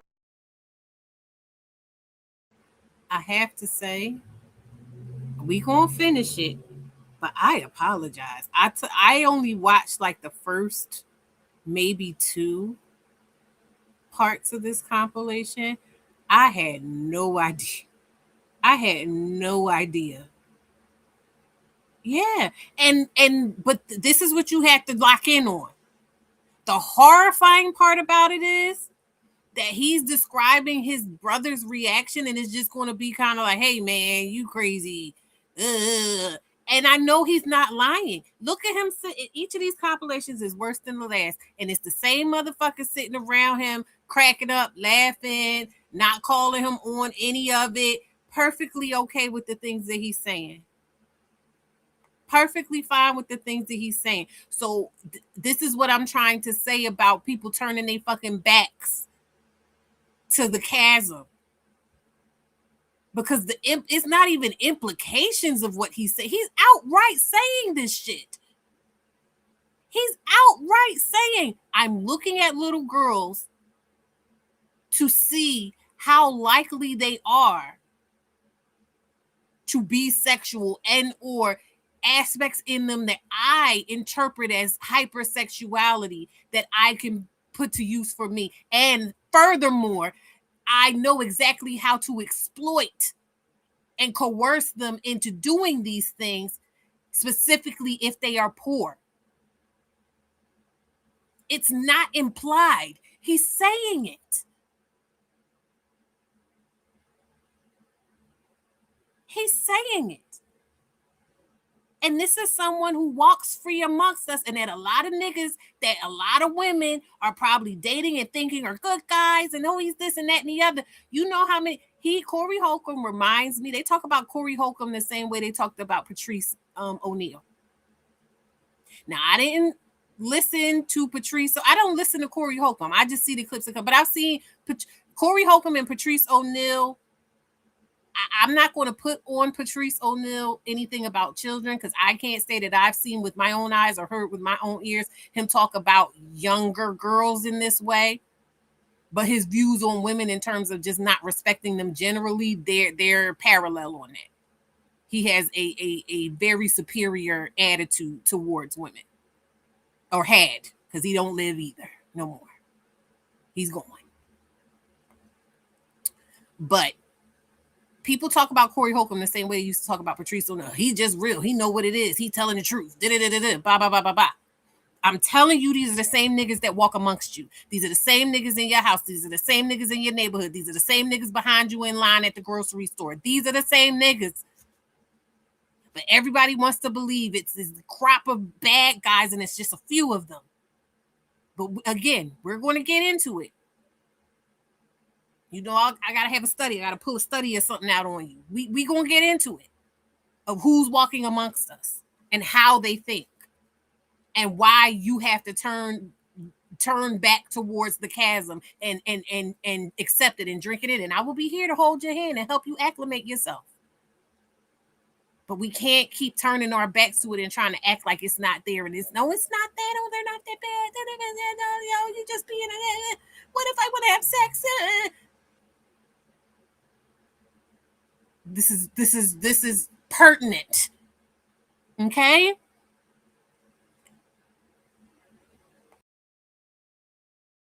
Sound right. No, that don't sound right. So she could stop wondering what's happening when we close the door. That's what Somebody say I'm a sex offender because I'm fucking exactly, her mama. yeah. I was fucking her mama in her bed. That little girl ain't had no business waking up in the middle of the night. My thing is how you. Did her mama know she came? Once her mama realized that I played it off, like, oh, Want to be clear. So that's subverting. That's a mother who is showing recognition of inappropriate behavior and at least trying to be appropriate about how she conducts her private affairs. And he is masking, pretending that they have the same values in that respect, while secretly taking every opportunity to groom and indoctrinate these kids, these girls specifically. He did mention a boy, something about spooning the boy, but that was only one. Mostly he talks about girls. He done talked about girl babies multiple times at this point, and now he's talking about a little 8-year-old girl that was just looking for her mama in the middle of the night. So even if this is important for the women who think, again, oh, it's not that big of a deal and I can handle it and this and that and the other. You don't know what you don't fucking know. These niggas are dangerous. And they're going to look for any opportunity to subvert whatever method you think you're using to try to protect your kid. If this is their mindset, it doesn't matter. As soon as you let them into the house, all was lost. Shit, as soon as you let them talk to you, breathe your air, all was lost.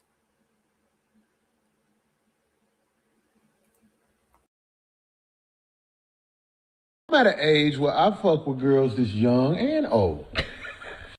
Oh, brother, Right? I moved in with Listen. this lady, and her 14-year-old daughter was trying to give me that pussy. It's just I ain't that dude. I was shocked once I confirmed it. Yeah. And I also want to point out too that because a lot of the arguments that come against specifically young girls around these types of situations, if he were to do something to one of these girls, these stories serve a purpose. So it doesn't matter. Mind you, he just told a story about the girl, the 8-year-old. He didn't project anything negative onto the 8-year-old in that instance. She just happened to be there and walk in at an inopportune time. And he just explained how he was grooming her through that. Grooming her with sex. Specifically with her mother. So that could be a trauma for her. And then subverting the mother, any of the mother's senses of, oh, you know, my baby sees this. Oh yeah. Oh, this is bad, girl. Yeah, she shouldn't have said, oh, go ahead, go to bed, baby. Even though before the mom was aware, he was making sure that the baby saw on purpose, specifically. And then if something were to happen with that girl, he could turn around and say, oh, she was freaky. She was watching us. It was her. She was hypersexual.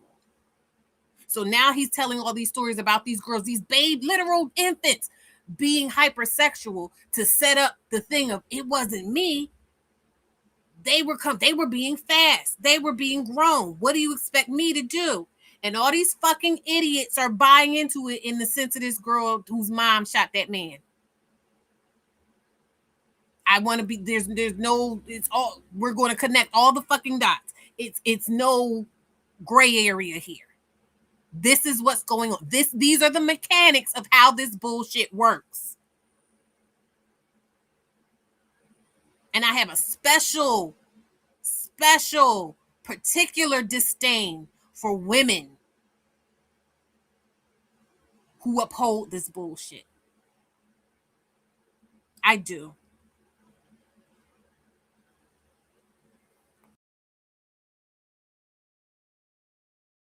Yeah. Because one day we was all in the room, and then you know, they kids. Right. So, and I was cool with them at the time. When I did not fuck that little girl tried to sabotage my relationship with her mother.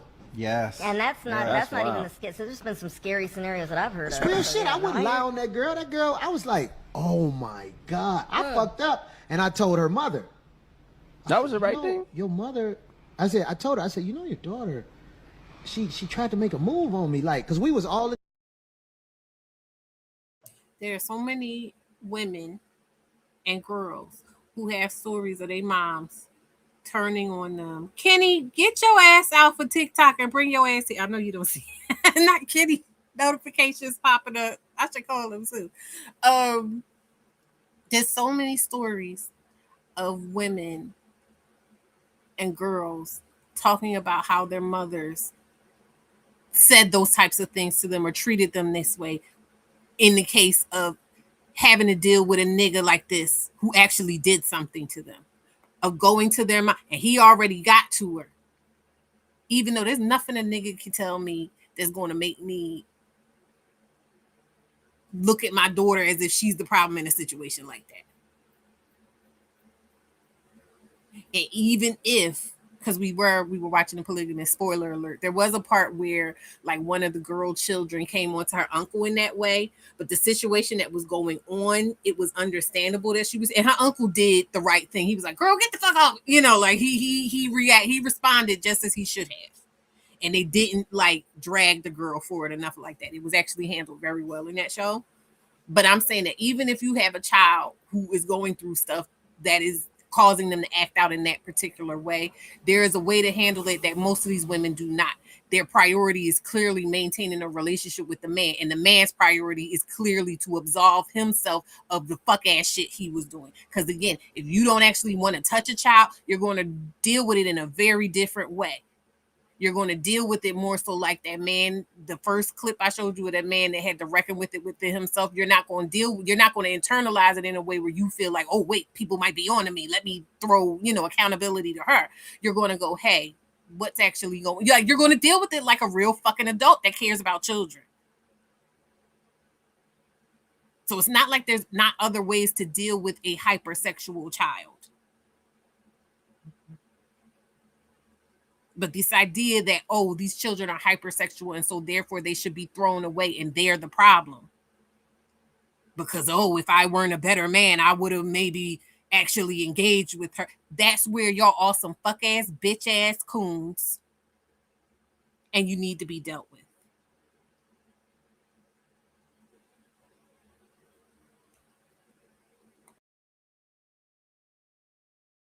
In the room, and one day they jumped in the bed because the two little ones was just playing with me like, Corey, but the other one did this. She threw that ass on me and did this, shit. and I said, oh shit, what the fuck was that? And I told her mother, and her mother, you know the first thing her mother said, so do you like her? I was like, oh, you. When I was in Iceland, you don't have to be no 18. I think it was 13, maybe 14. Yeah. That's a grunt. The vagina been on this planet 14 years. I've said this before. Sorry, I just wanted to jump in because I had to process a little bit what he said. If the mom asked, well, do you like her?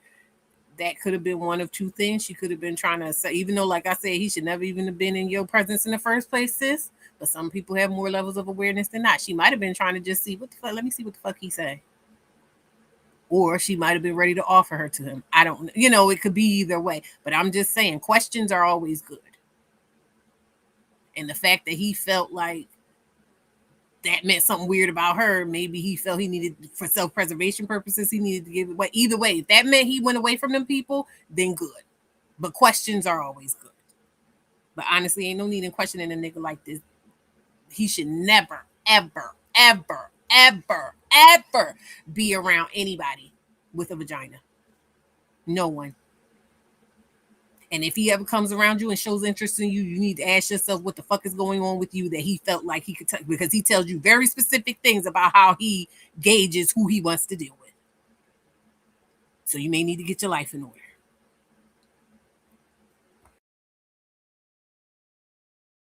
The show also.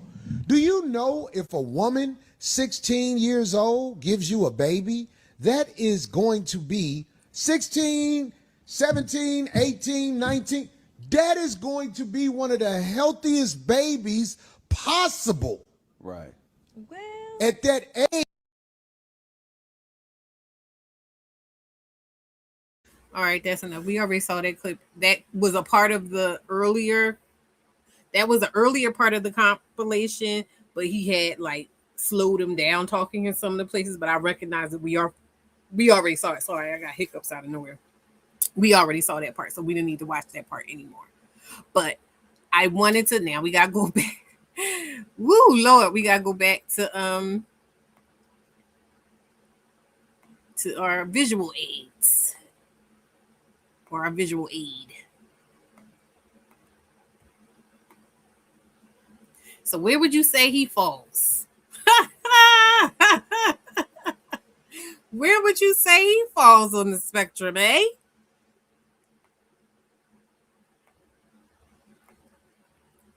Just curious to where y'all say he would fall. I mean, you know, I have my opinion, but I want to see where y'all think of it. Here's the point. He looks like any dude you may see. You know, I live in South Philly, in Philadelphia proper. He looks like any dude you may see. Like just with his mouth closed. Any dude you may see. And I would be so bold as to say that if I don't know him as a person, if I never heard him speak, I think that he is visually an attractive man. And so and the reason I'm saying this is because there's so many women. He's exactly the one women be talking about, they want a thick man and a trick and this and that and the other and blah, blah, blah, blah, blah. Like we all laugh and joke and talk about having a guy that fits some of the criteria outside of us knowing him as a person, how he's showing up as a person or as a personality. There's so many men who are like this man that would not be immediately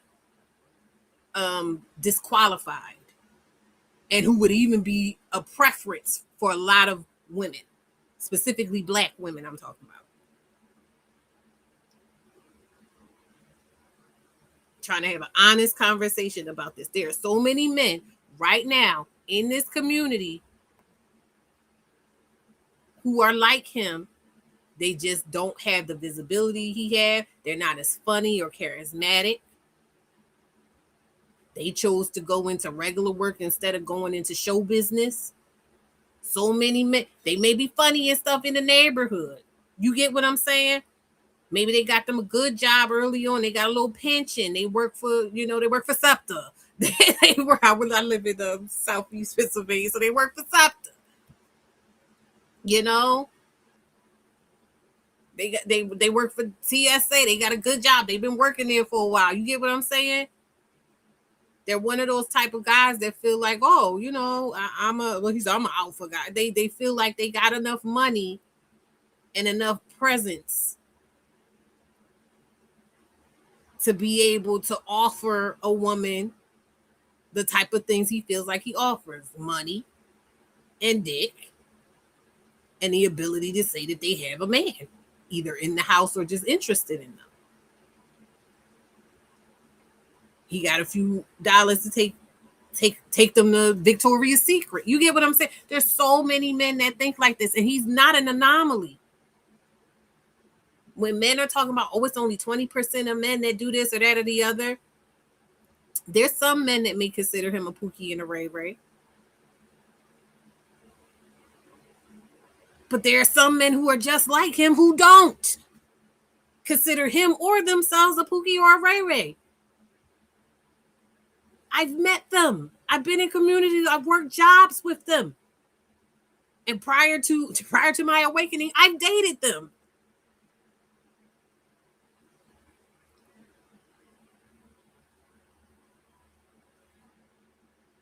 But it wasn't until, like I said, I got the opportunity to sit where men were talking, where men were comfortable,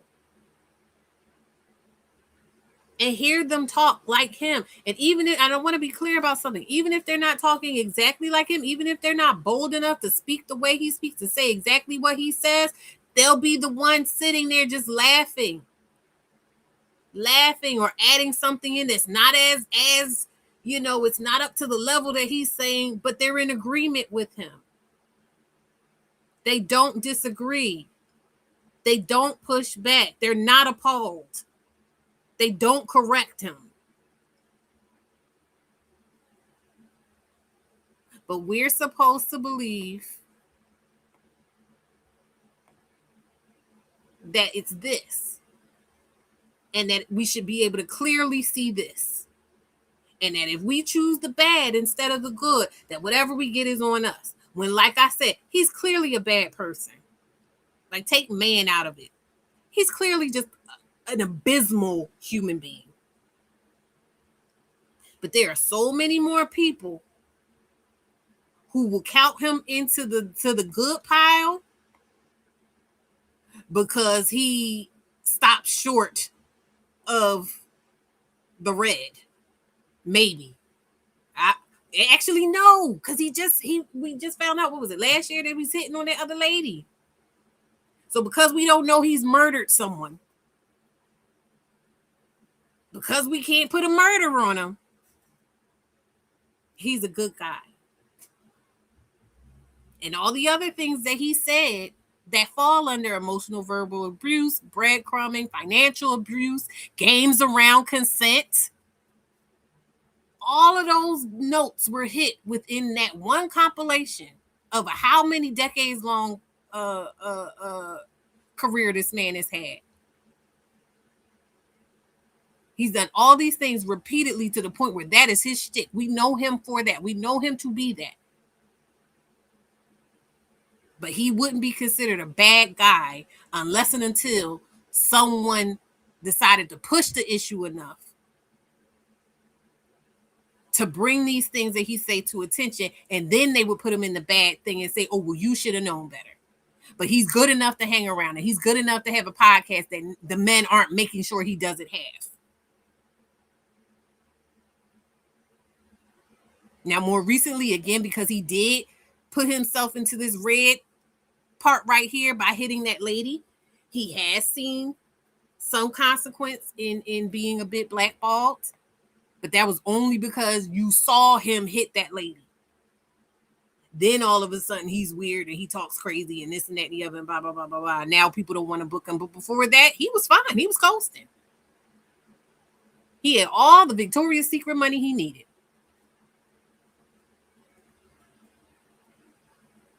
But it's the failure of the women, by and large.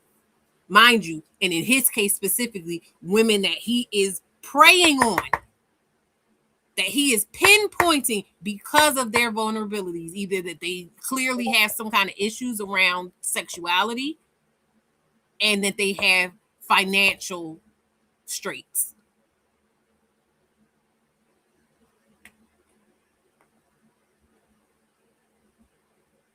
Yeah. Okay.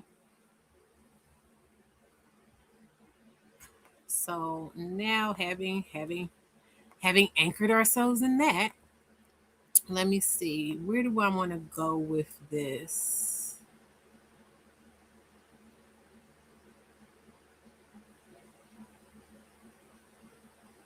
All right, we saw that. Okay, so now I want to go to, there was I saw a TikTok of a lady talking about a study that was done where they interviewed around 3,000 or so men in the US and Canada.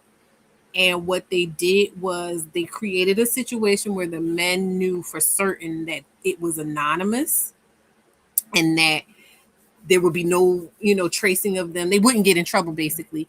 And they asked them specifically about tactics that they had used to get women to have sex that they knew for certain, and I'll read the qualifiers and everything, but to get women that they knew for certain did not want to have sex with them to have sex with them, ranging from just being kind of annoying and pushy to being physically intimidating and threatening. So let me share.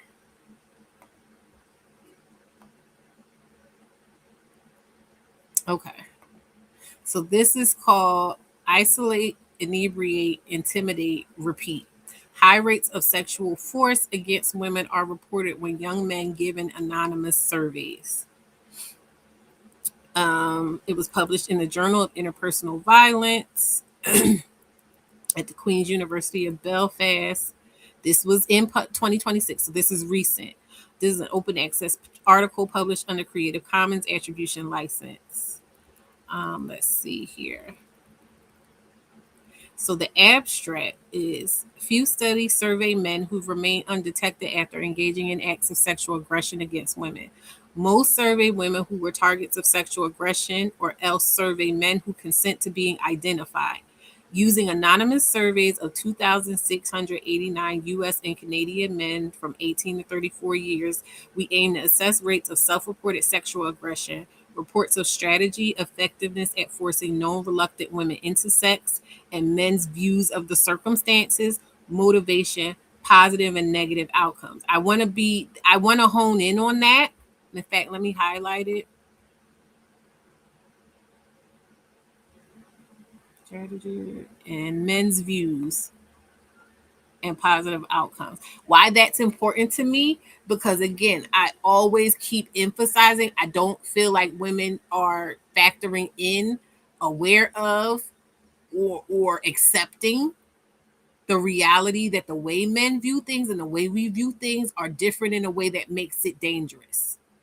That is where the danger lives. Just because you're thinking, oh, it's not that big of a deal, it's just fun, it's just this, that, the other, that's fine and good in terms of your idea. And again, that's the part where I'm saying women are turning their back to the chasm, because within the chasm lives all this shit that we're going to read in this study. Men reported occasions where they tried to get a woman to engage in sex who they knew she did not want to, which she had not consented. The women were individuals with whom the men shared no prior romantic or sexual history. Overall, 95.1% reported having recently used at least one of the strategies to get a woman to have sex who they knew did not want sex and had not consented. Most of these occasions resulted in successfully forcing the woman into sex. All of the 36 strategies generated from formative work were reported by at least some men. The average number ever used was 8.94. Consistent physical pressure and verbal coercion were the common overt force, including physical restraint and use of pain, was less common but not uncommon. Men who viewed themselves as better than same-age male peers at getting what they want, quote unquote, used more forceful strategies. So I want to be clear. They said men who viewed themselves as better than same-age male peers at getting what they want sexually from women use more forceful strategies. So they're saying that in the men's minds, the ones who were very confident that they were able to get what they want for women were the ones who were using the more violent tactics or threatening tactics. So basically, the ones who were more violent and threatening in getting what they want were also the most confident and felt themselves the most competent.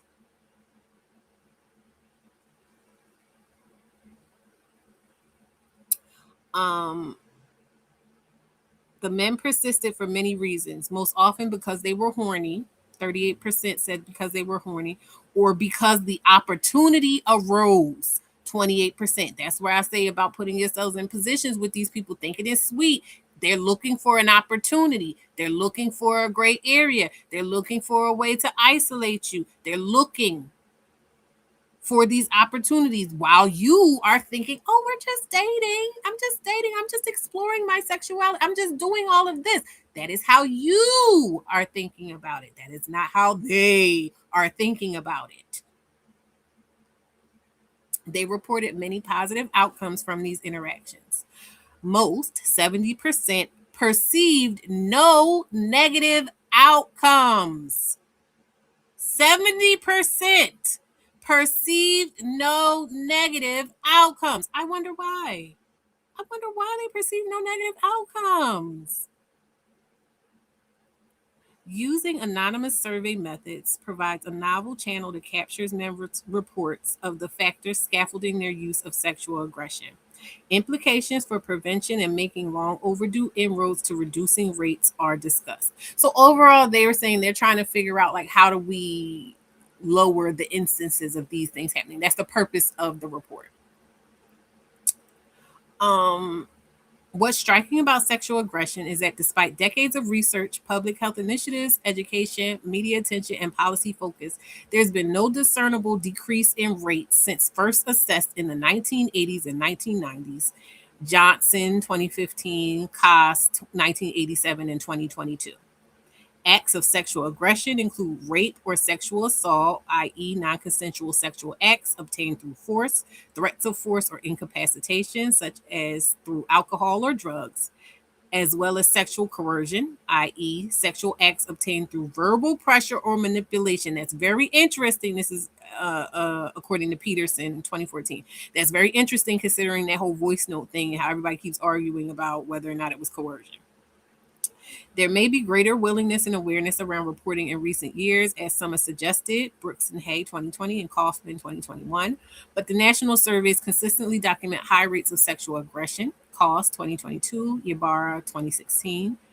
In fact, an analysis of global, regional, and national trends in violence between 1990 and 2019 revealed increases in sexual violence against women despite significant drops in rates of most other forms of interpersonal violence. Cow 2024. Most men do not commit acts of sexual aggression. However, most aggressors are men, and of these, most have never been brought to justice, often because they're part of their target social networks. Rotenberg, 2017. Approximately 5 times more than women than men have been forced into sex. I read this earlier and I tried to remember. Mullenhard, 2017, based on identifiable convenient samples willing to self-report perpetration rates since age 14, generally range from 8% to 24%, depending on the type of sexual aggression assessed. Anderson, 2019, London Ross, 2017, Smeaton, 2018. Most incidents take place in the context of mixed sex socializing of young adults, Cost 2022. The age group with the highest rates of aggression, Child 2024, Walters 2019. Okay, so this part is where they kind of get into like what they had to do, how they figured they were going to get the information, and what they had to do. Hey Kenny, I saw you on TikTok. I'm glad you made it over. Hey Wellness Fairy. What they had to do to get them to participate in the study. Well, actually, this might be that part, but I'm going to try to skip to that part. So this part is saying like before basically they would get their reports of this kind of information from women, because they said the premise of guiding this research is that to finally shift rates of sexual aggression downward, we must focus firmly on understanding the perpetrators rather than focus so strongly on their targets, and recognize more fully that some intentionally and knowingly sexually aggress.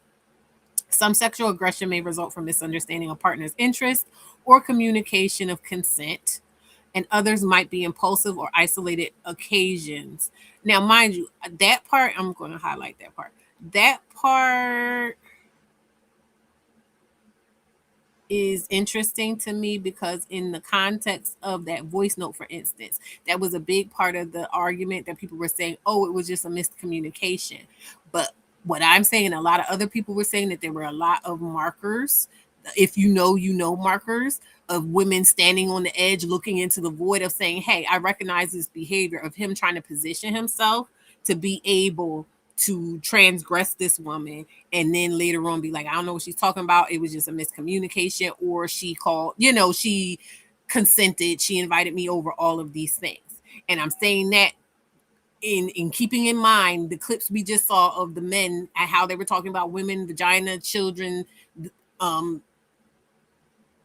generally their bodies and things like that, and how we know that people react to men like that getting scrutinized or people calling them out or whatever. And so many men and women will say, oh, you're doing too much, the girl was fast. So there's a lot of gray area in which, like I said, it shows in studies that these men get to exist and thrive because people are ready to bicker about this stuff. And like I said, turn their back to the void instead of looking at it for what it clearly the data is showing it appears to be. However, work with men who report sexually offending, Hewitt 2019, Langvin 2017, and a small body of online research of undetected aggressors, HIP 2017, Pednialt 2022, make it clear that many acts of forced sex in the general population are deliberate, if not planned, goal-oriented. This is important. You know, I always talk about setting goals, having a vision, this and that and the other, so they know what they want, i.e., oh, I don't want to come over if you're not going to fuck. You get what I'm saying? Goal-oriented. Corey Holcomb, especially, his goal was clearly to fuck young girls. So his logic is subjective to his objective. His logic is, oh, these girls are naturally hypersexual. And if you don't do your job of making sure to get that out of her, I'm going to be there to capitalize off of it. So goal-oriented and frequently collaborative. This is where my issue with the women come in. And we're going to read more about what the so much is revealed in this study. Just so much is revealed in this study. The process itself can be understood as adapting a shared social script, i.e., a social norm for how an event unfolds, that typically involves these elements: identifying, isolating, intimidating, or overcoming a target who does not want or consent to sex, often within social context that includes peers aware of what is happening. That often within a social context that includes peers that are aware of what is happening. They cannot do this alone. The majority of research on sexual aggression is derived from women willing to report or discuss their experiences as targets of sexual aggression. Brockdorf, 2022, Cook, Messman, and Moore, 2017. However, targets are often not privy to any or all components of the perpetrator's strategies, especially if they've been drinking or have ingested drugs. Brockdorf, 2022. Indeed, we all know the vast majority of these crimes are not picked up by official records. Research on perpetrators, although invaluable, is typically derived from studies of incarcerated men. Beatty and Butler, 2024, Murata, 2022. Men in community treatment programs, Bates and Metcalf, 2007, McKenna, 2016. Or convenience samples receiving course credit or monetary compensation. Jeffrey and Barada, 2018. Jeffrey and Sen, 2025. Pennault, 2022. Walters, 2019. All generating invaluable information, but requiring the perpetrators to be identifiable. So this is where this study differs. Assuring an anonymity to study sexual aggression. Anonymous, non-identifiable aggressors, i.e. undetected aggressors, have borne far less scrutiny from researchers. Despite the vast literature on sexual aggression, it's disturbing how little we know directly from this group. Collecting reliable and valid data from these men is challenged by sensitization to the wording used to assess sexual aggression and men's concerns about prosecution for revealing histories of sexual regression. Berzovsky, 2019. It's important to assure anonymity to collect meaningful data. A study employing focus groups with men found that participants emphasized that anonymity was imperative for those who engage in sexual aggression to be willing to accurately reveal their behaviors. Aguilar, 2016. A landmark meta-analysis of validation studies estimated that 42% of sensitive behaviors are not reported in surveys that do not guarantee anonymity. Lensvelt Mulders, 2005. The little existing research ensuring anonymity. Hold on. I lost where I was at. Hold on, I can't see. Can I? This will help. Okay. The little existing research ensuring anonymity to undetected sexual aggressors indicates these men can be persuaded in some contexts to describe their strategies for overcoming a woman's resistance. A seminal study by HIP 2017 examined firsthand narratives of serial sexual assaulters who willingly revealed their strategies and justifications in response to a now famous topic thread on Reddit. The thread was called Reddit's had a few threads about sexual assault victims, but are there any Redditors from the other side of the story? What were your motivations? Do you regret it?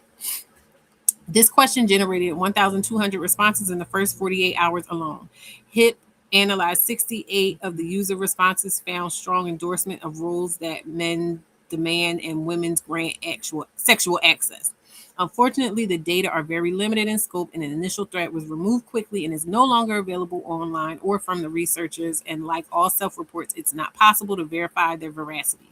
However, the study demonstrated how it's possible to induce men to provide their firsthand narratives online if given sufficient guarantees of anonymity. So, what they're saying is they recognize that they had to make sure that these men knew that if they participated and gave them the information they needed, that they would not be in any kind of trouble.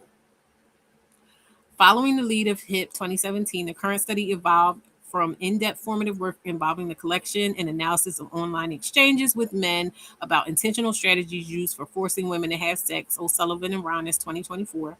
These exchanges took place with men through a range of popular and dark websites, including off-topic pages and gaming sites that attract a wide range of men. I'm not reading all those. Sports fan sites, and those that encourage controversial views like Reddit. Threads were reviewed and coded by a team of consultants to develop and refine a set of items that were incorporated into a study described below. So this is the study. This is where we get into, they're going to explain. It is, and I'm sorry. The current study, this research was designed to focus on men who admit having intentionally and knowingly sexually aggressed against a woman who they knew did not want sex nor consented to it, including strategies to overcome her reluctance, circumstances, motivations, and positive and negative outcomes. We use anonymous self-report methods that ask men to refer to an occasion involving a woman with whom they had no prior intimate or sexual history.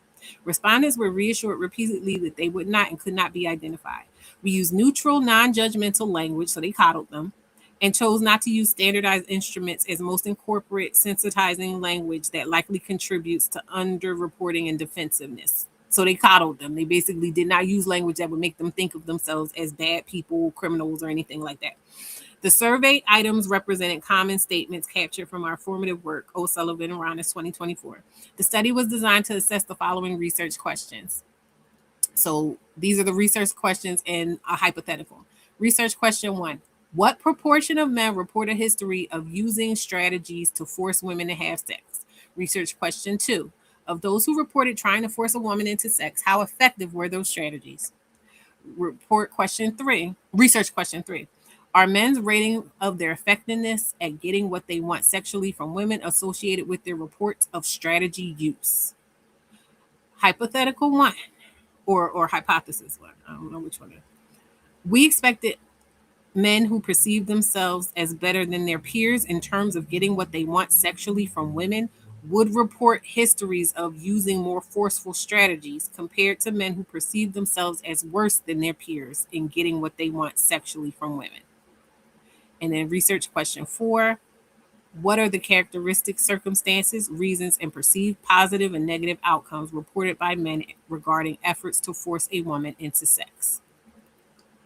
So this is the participants. They had 3,011 self-identified men ages 18 to 34, was recruited in the spring of 2023 using an online panel, Qualtrics Research Suite, that invited all men who met the criteria into the study. The study was described as exploring positive and negative interactions between men and women in sexual situations. So this is what they told the men that they were researching. The consent form indicated that the survey was men's opportunity to, quote unquote, provide their side of the story, given that we have heard so much from women, end quote, about male-female sexual interactions, repeatedly assuring them of their guaranteed anonymity. We wrote, quote, we realize this survey addresses sensitive information. We realize some people may not like us asking these questions. We want this information to know more about how men operate, and how they overcome barriers to get what they want. Nothing you report will or can be linked back to you. All responses are anonymous, end quote. We described the survey as a way to avoid sensitizing language. We described this survey this way to avoid sensitizing language and in an effort to communicate receptivity to men's reports of aggression. Men were eligible if they self-identified as men, were age ranged 18 to 34 years old, reported having had sexual encounter with a woman in the past 2 years. Rationale for that was men are far more likely to be perpetrators of sexual aggression than women are, COS 2022. These ages correspond to the age group with the highest rates of aggression, according to Mullenhard 2017 and Walters 2019. We chose the 2-year cutoff window to help ensure recall was clear, even if among individuals who did not consistently have sex with women, some sexual minority individuals. During data conditioning, 322 participants were removed for incomplete, patterned, or inconsistent responding, or failing at least 2 of the 7 embedded quality assurance attention checks, resulting in a final sample size of 2,689. All materials and data were available from the authors upon request.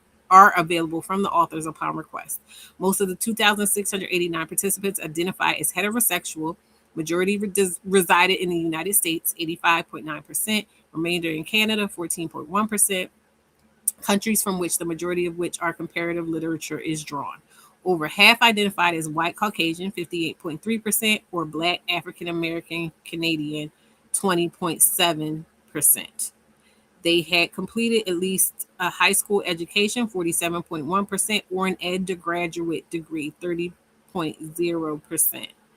2/3 were working full time, 65.3%. Of note, only 10.2% were students, thus representing a community sample. I want to be clear about something in these the demographics. These are quote unquote on paper good men. They're employed, they're educated, they're working. 65.3% were working. It said 47.1% had completed at least high school education, 30% an undergraduate degree. So this is the average guy. You know the guy they're talking about, average guy, whatever. This is average guy.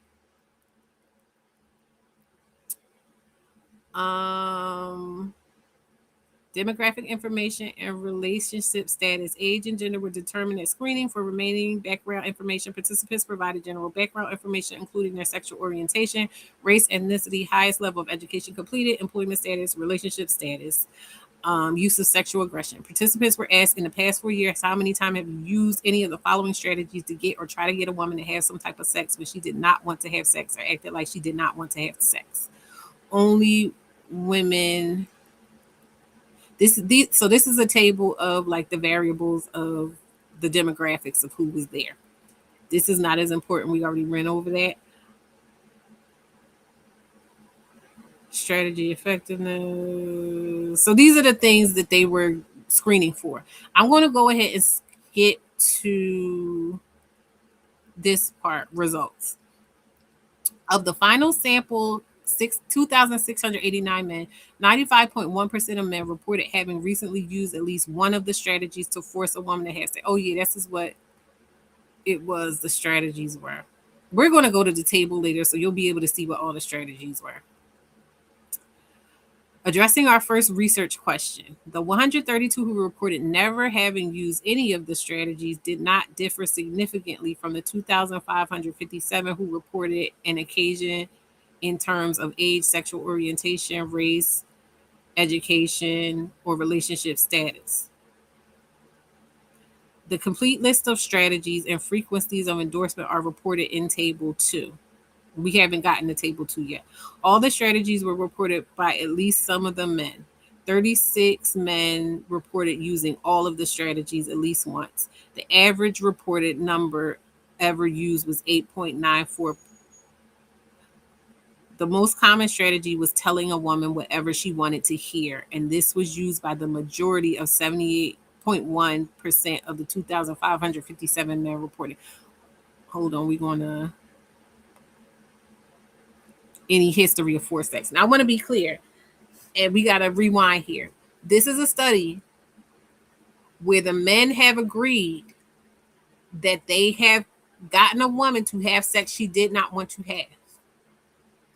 When we're talking about the conversation that's had around who's culpable and, who's at fault when this stuff happens, whether or not something wrong happened or this and that and the other, the most common thing that they'll say is that the woman should have chosen better. But it said the most common strategy was telling a woman whatever she wanted to hear, and this was used by the majority, 78.1%. So if you're saying that the majority of men, regular everyday men, mind you, this is only a small sample of men in the whole totality of men in the US of A and Canada. This is a small sample of those men. But going by the demographics, this is a pretty good, little mashup of men. And Corey Holcomb is not 30s, what they say, 37? Corey Holcomb's older than that, is what I'm saying. Right. But I'm just saying, if we're to understand that this is just a sample of the general, regular, everyday men that are out there, and the majority of this sample size, 78.1%, said that they have lied and told a woman whatever she needed to hear to get her to have sex that she did not want to have otherwise, then how are women culpable for falling for lies that they did? And they're saying it is a tactic that they are using, and it is an effective tactic. How is that fault of women? How is that the fault of women? They themselves recognize it as a tactic to subvert her autonomy, her will. So how is that her fault? But again, this is an anonymous study where they know there will be no reprisal for them. There will be no consequence for them. So they're going to say it. And that's why I'm saying y'all need to go where niggas is talking and comfortable and listen and accept what the fuck they say. Do not try to change it. Do not try to rationalize it. Do not try to look for an example of something. Listen. And also listen to the silence of the other men who may not be saying the bullshit. Listen to the silence. Listen to whether or not they find it funny. Listen to how they don't find it repulsive. Listen to, even if they may find it repulsive, they have absolutely no reaction to it. They're willing to conform regardless. And again, we already in the beginning of this live, we saw an example of a man who reckoned with where he was fucked up at, and in that moment fixed it, and it was no problem, and he just went on with his life. So we know that it's possible. It don't have to be this major of people. It can literally be recognizing where you got it fucked up and correcting yourself and moving forward better. But these men are scared of checking other men because they know other men ready to fight and die over this shit, knowing that they're dead wrong. But they also know that they have a safety net in a bullshit ass society and other bullshit ass women. Oh yeah, they're in this too. You're going to see other bullshit ass women who will help them and protect them.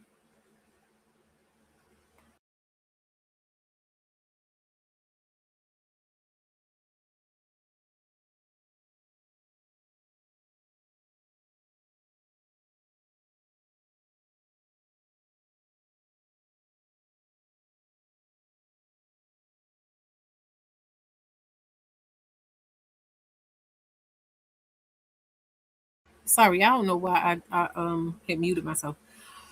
The following strategies were reported by order of frequency. The following asked her to repeatedly to have sex, 48.6. We're going to just look at the table because it's on the table. Can I? There we go. There we go. Okay, so there's 2 pages to this. Yeah, okay. And we can just flip it back when we're ready.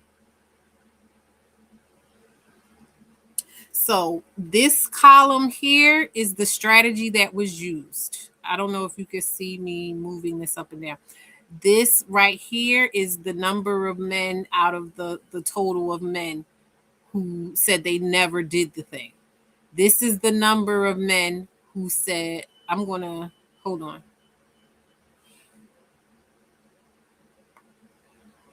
Oh, no, never mind. Never mind. I was going to try to highlight it, but I don't got time to figure out how this works. This is the number of men within the totality that said they did these things once or twice. This is the number of men who said they did these things numerous times. Over here is where they say their success in forcing sex. This column is instances where they use this tactic and no sex occurred. This column is where they use this tactic and the type of sex they wanted occurred. And this is where they use this tactic over here and some other kind of sex that wasn't necessarily the kind of sex they had in mind occurred. Y'all with me so far? Yes, it's very interesting. I mean, very interesting. And I want to, can y'all see me when I'm moving this stuff around? Let me know if y'all can see. Somebody let me know if you can see when I'm moving the mouse on the paper. Because I want to make sure y'all understand what I'm saying here. I mean, and also, I'm going to copy this and I'm going to put the study here. So this is the study. If you want to go look at it for yourself. So strategy, told her whatever she wanted to hear. Now this one is the one the majority of the men use. Told her what she wanted to hear. That's the one. So they went from the one that's used the most to the one that's used the least. Now, mind you, there's 2 pages of these. The second page are the ones that are the most violent. So they go from the least violent, which most of the men use, to the most violent at the bottom.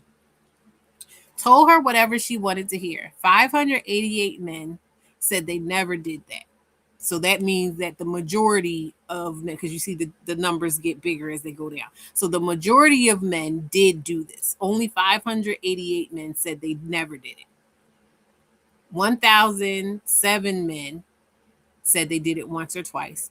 1,093 men said they did it said they did it numerous times.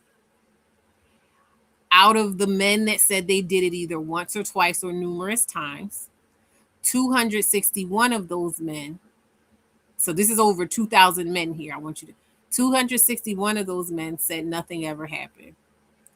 785 of those men said they got exactly the kind of sex they wanted. 47 of those men said they got some other kind of sex that they wanted. Now, this is where it gets interesting. I'm going to go down to the bottom of the first page. In fact, not even the full bottom.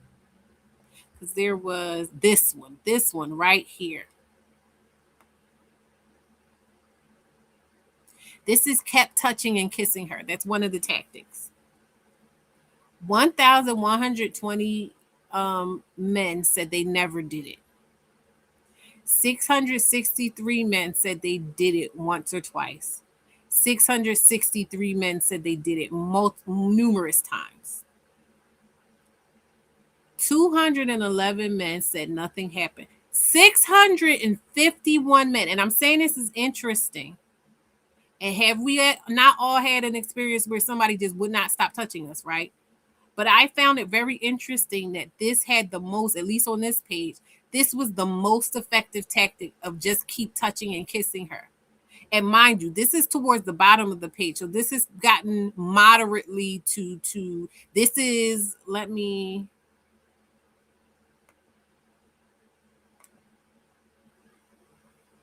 try to share. Hold on, I'm about to share something else.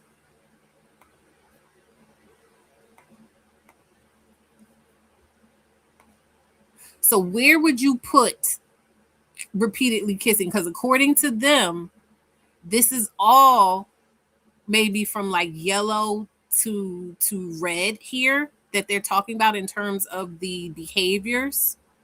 Kissing, repeatedly kissing and touching, we're now into physical territory.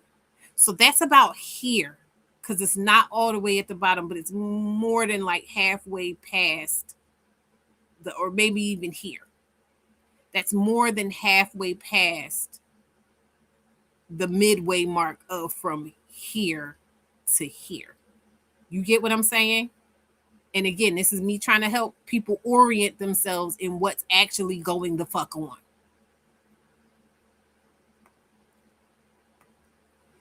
So we're going to go back to this. I'm going to make this one bigger.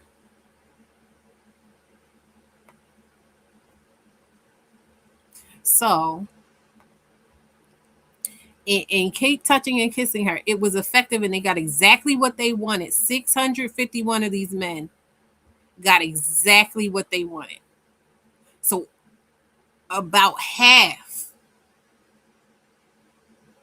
from continuously violating their space, touching and kissing.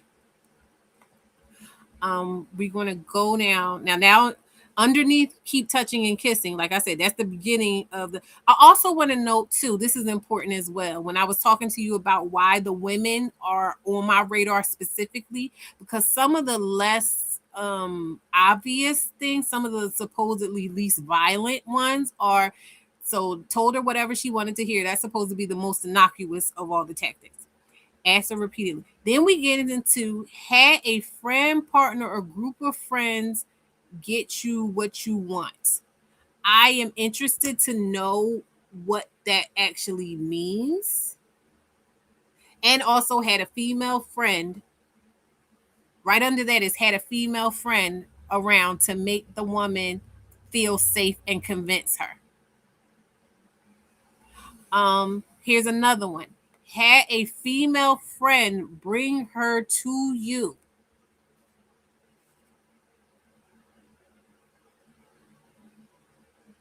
Let me see.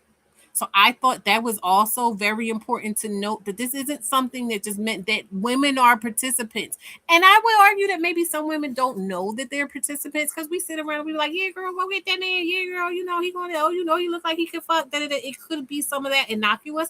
But like I said, that's why that lady with Corey Holcomb was especially grating to me, because this is how that works. And again, in the aftermath of something untoward happening to a woman, we'll see these same women that are probably being used in these situations coming back and saying, oh, you knew you wanted to do it and she was fast and yada, yada, yada, all that stuff. And that's another reason why the Woo Lady situation, I probably will have to touch on that at some point. I meant to touch on it a few weeks ago, but like I remember, I think it was when I had the technical issues, and then it kind of got pushed to the side because of other things, but I'll eventually get back to that. But yeah, these are really important as well. But underneath kept touching her and kissing her, so now we're escalating more. Started undressing before she was ready. Kept her drunk and high if she was already drunk and high. Focused on a woman who you figured was unlikely to stop you. Got her drunk and high when she was not drunk and high. Demanded she stop conning you, so faking a lack of interest in sex. I feel like that falls in line with the voice note guy. Corner her in some way so she could only focus on you. Started undressing her before she was ready. Stopped her or tried to stop her if she tried to leave. These are the more trigger warning. Oh yeah, I guess I should have had trigger warning up. Sorry, let me put that up here. That should have been up the whole time, but I'm sorry. It's up now. Focus on a woman who you figured was unlikely to tell anyone if you kept going. Showed her she was making you angry. Had her come to your house or apartment when she did not want to. Questioned her sexuality, i.e. called her a lesbian or a cold bitch. Yelled at her, gave her hell for leading you on, being a tease. Let her know she would regret it in some way, so threatening her. Take advantage of her being asleep or sleepy. Just overpowered her physically from the start.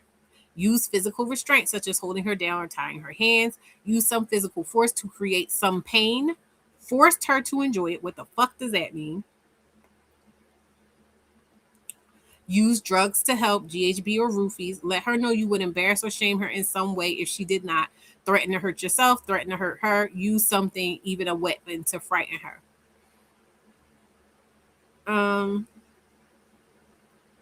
I want to be clear. As we've gotten down, these are the things that more of the men reported they did not do. So the most of them, very few of the men did these.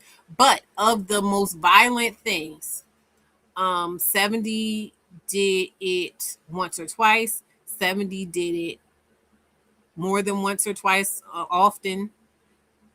28 of those times it didn't work at all. 35 of those times it worked exactly the way they wanted. 11 of those times it worked, but not exactly the way they wanted. So it kind of goes down. But let me see. I'm going to try to see the one that it worked the most. So this one here on this one, because I just think it says something about the ones that are the most effective, says something about a lot of things, actually. Oh, no, that's 144. It didn't work. Sorry. Can I go back? Yeah, not that one. This is where it worked. So which one it worked the most? Focus on a woman who you figured was unlikely to tell anyone if you kept going. So this is being meek, fawning, or just generally being meek and mild, not cussing these niggas out, not bopping them like a whack-a-mole. And this is not me putting anything on the women. I'm just saying, like, it behooves you to be a bitch. It behooves you to be a loud, opinionated bitch. Yeah.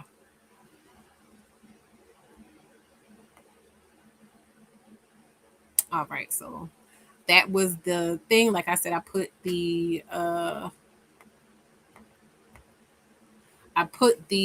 what's the face in the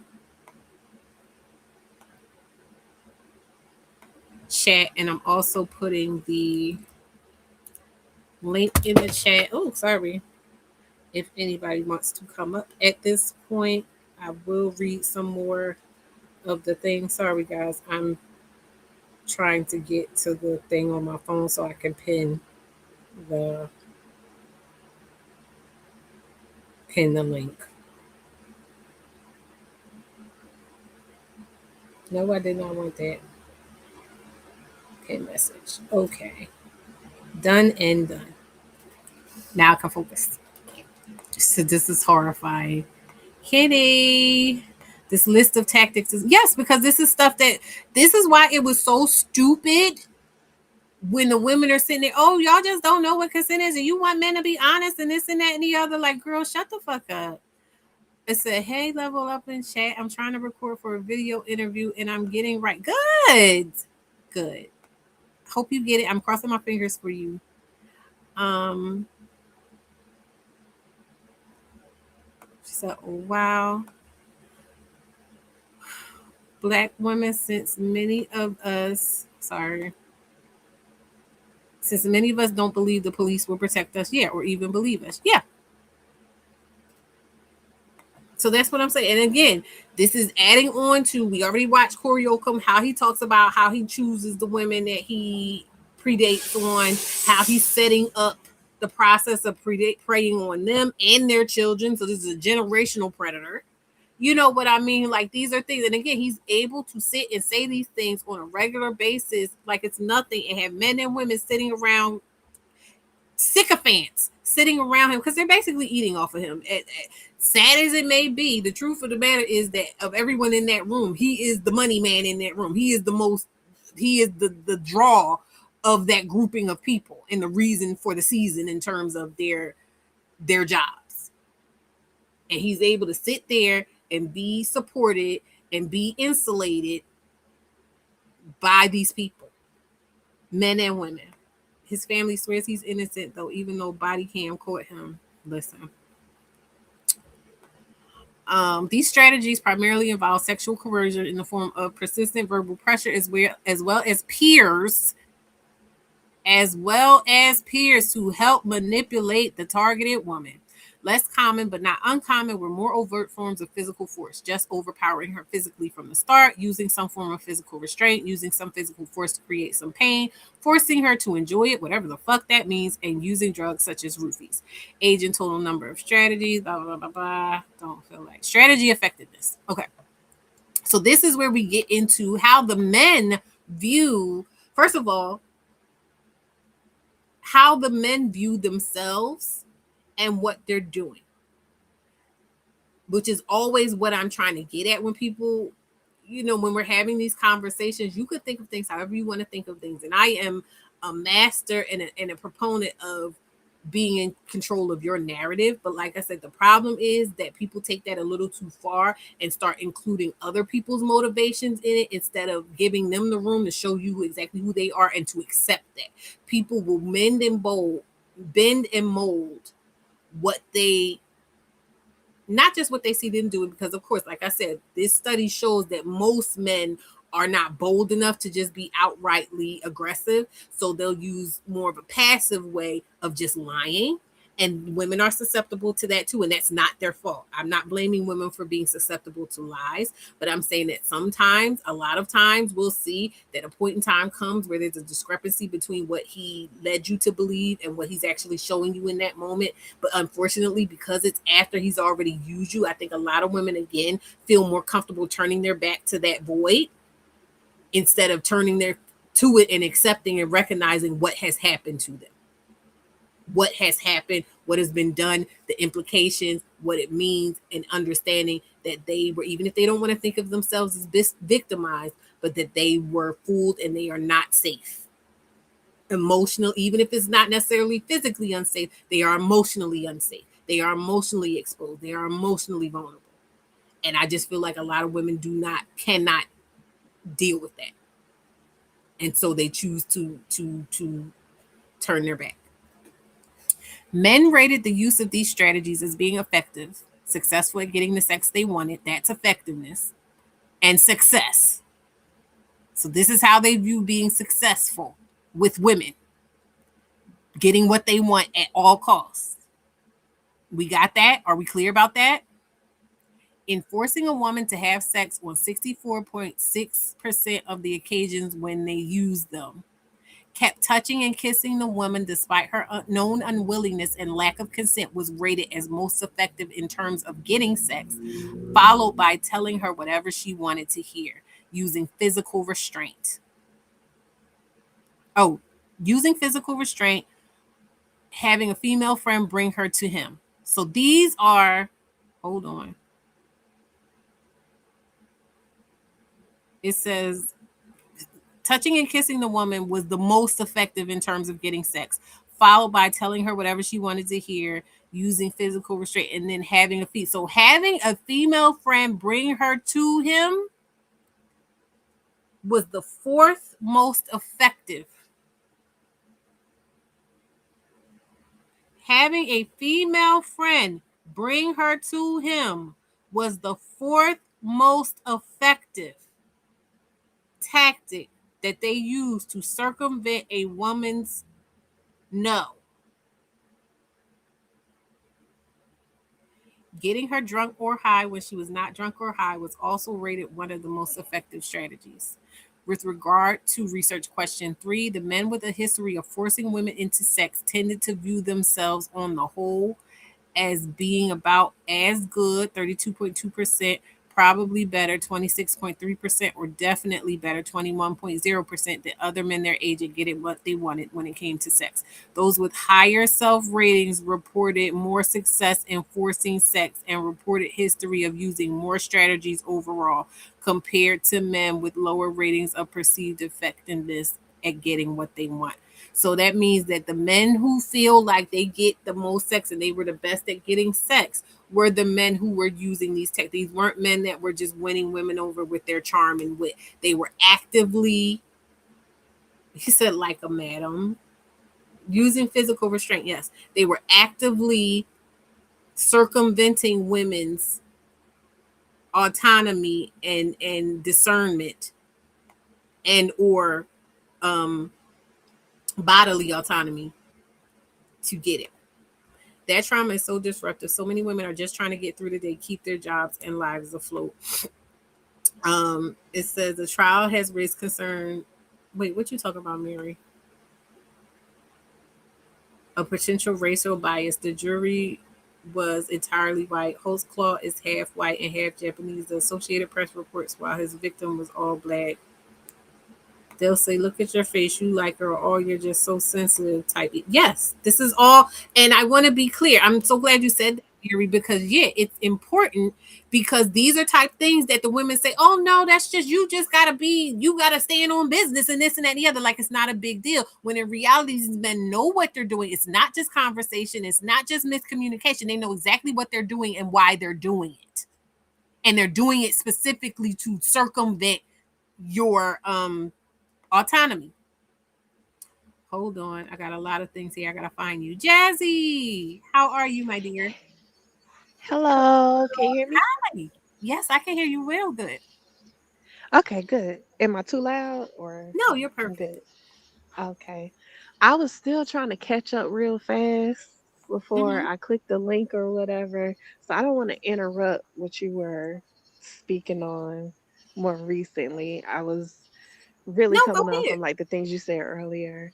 Well, it was like a few things because the guy who was talking about his daughters, like his babies, Mm-hmm. and equating them running around naked because babies do that, and Mm-hmm. equating that to them to their vaginas kind of like took me out a bit. Mm-hmm. But um I get that he's one that was like realizing how that was wrong to view his daughters. And then listening to the other videos about the men who were just it just freaking sucks how men are conditioned to look at the value of women and then girls, so the female species, I guess you could say, for them. Like they really look at us like others. Like having a little girl, it creates that mindset in them where they just look at their girls as far as their vaginas. That is crazy. That's Yeah. one. And like I said, it's important to note that number one, it is possible for a man to be like, hey, actually, this is weird. Let me cut that shit out. But when you Hmm. have other men, and it seems like a too big majority of men that will say, well, that's normal and y'all should actually accommodate us. Y'all should create these barriers for us not to act on these thoughts. These thoughts shouldn't be challenged. These thoughts shouldn't be done away with. These thoughts shouldn't be reframed. It's actually y'all fault if we act on them. That is the Yes. problem. And that is Yes. why I vehemently hate men him and will wear the badge of misandrist all you want because this is what men keep telling us that men are and have to be, and there's nothing that can be changed about it or Yes. should be. Yes. And I find myself the more that I come to that realization, I find myself not being able to relate to a lot of the women around me because if I were to like say that outright, it's gonna be an automatic denial. They have sons, they have brothers, they have of course fathers. Mhm. They have all these men in their life where they're like they don't want to think of the men in their lives in that way.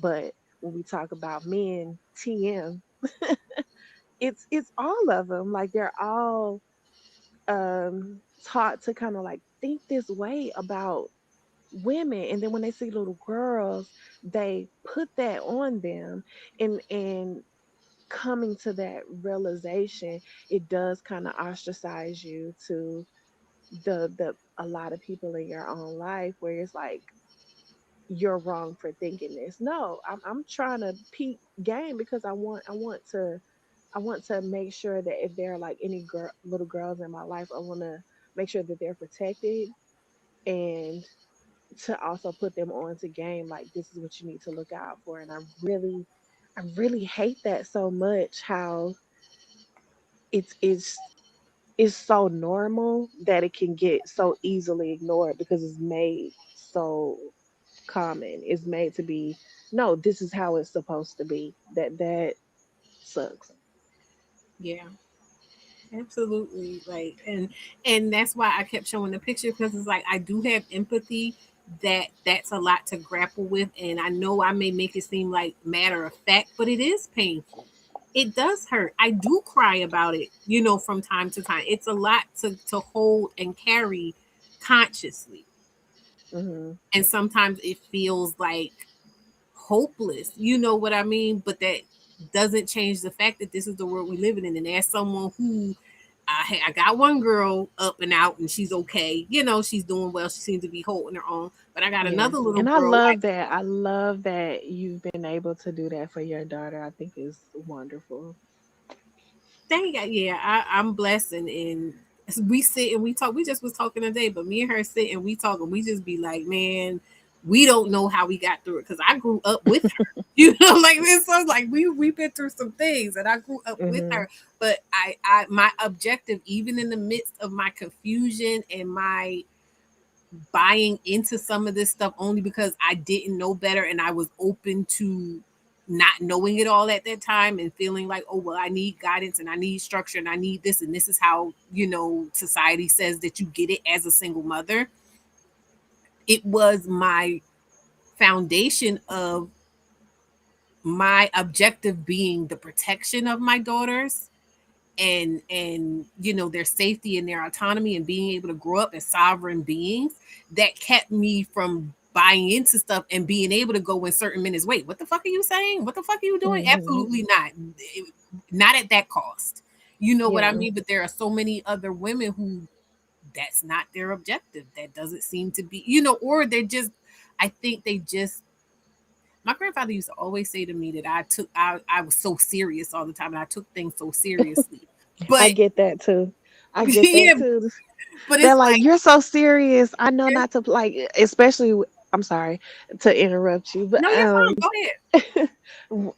I work in a male dominated environment, and so the way that I have to carry myself, there are some men who pick up on like, don't play with her. I'm Mhm. kind, I'm cordial. I try to, be nice to people when I'm interacting with them or whatever. But I at work especially, I'm just not doing too much in my interactions. And there are men who are conditioned to expect a certain response when they interact with you as a woman. And then when you don't give them what they feel like the response to their banter or whatever, it's like, it's just a joke. I'm just doing this. I'm just doing that. Or some of them will tell me, oh, yeah, no, yeah, I know not to play with you and stuff like that. And I'm like, Mhm. I'm not super serious where you can't be real with me, but I do have to carry myself in a way where I make sure that you don't get too comfortable with me. Because if you get too comfortable with me, you're going to cross a line. And then the reaction to me is, I didn't mean any offense. I was Right, just joking. I was just doing this. It's like, okay, I get that from you. I understand that that's how you, in your mind, you were thinking your interaction wasn't that big of a deal. But right, because of how I am mindful of how I have to carry myself, I have to come off this way. I have to come off like, don't play no games with me. Because, yes, don't play no games with me because I don't want to be put in a position where I'm made to feel uncomfortable or I'm caught off guard. So, the way that I carry myself, I have to take myself seriously because you're not. And you mhm, think it's not that big of a deal, but it is that big of a deal because I don't want to be placed in a situation where I feel like, well, if I don't respond in this way, they're going to take offense. I had to get to a point where it's like, I don't care if you take offense. I'm at work. right. Like, I don't have to interact with you how you want me to. We're both here for the same reason. We're at work. So yeah, yeah, I get that totally. Absolutely. And I don't know if you got to the point in your viewing of the live where I'm going over the study they did on the men who have used aggression to circumvent women's no around sex. But you'll see why what you're doing is so effective and so important because I was explaining and illustrating through this thing. It's not a mistake. Oh, they just were joking. In a lot of cases, Hmm. they're not. They're testing your Yeah. boundaries and they're Yes. trying to move your boundaries. And just like I did on that time where I used Yes. my hands of showing like how they like to move you and your boundary beyond the Hmm. boundary that you originally set, that's the game Yeah. they're Yeah, I did say I was trying my best to catch up real fast, so I haven't caught up to that part of it, but no, take your time. I It's see the fine. text on the screen or whatever, but I just had to click the link because I didn't want to catch up, and then the live is over, and it's like good night. No, I Like appreciate it. most of the time I'm catching you live, I'm getting off work, I'm trying to get home and all this stuff. So when I can have a chance to contribute, I try to check in when I can. But yeah, no, I haven't caught up on that part yet. But I'm glad to see I'm like on the point of what you're already talking about.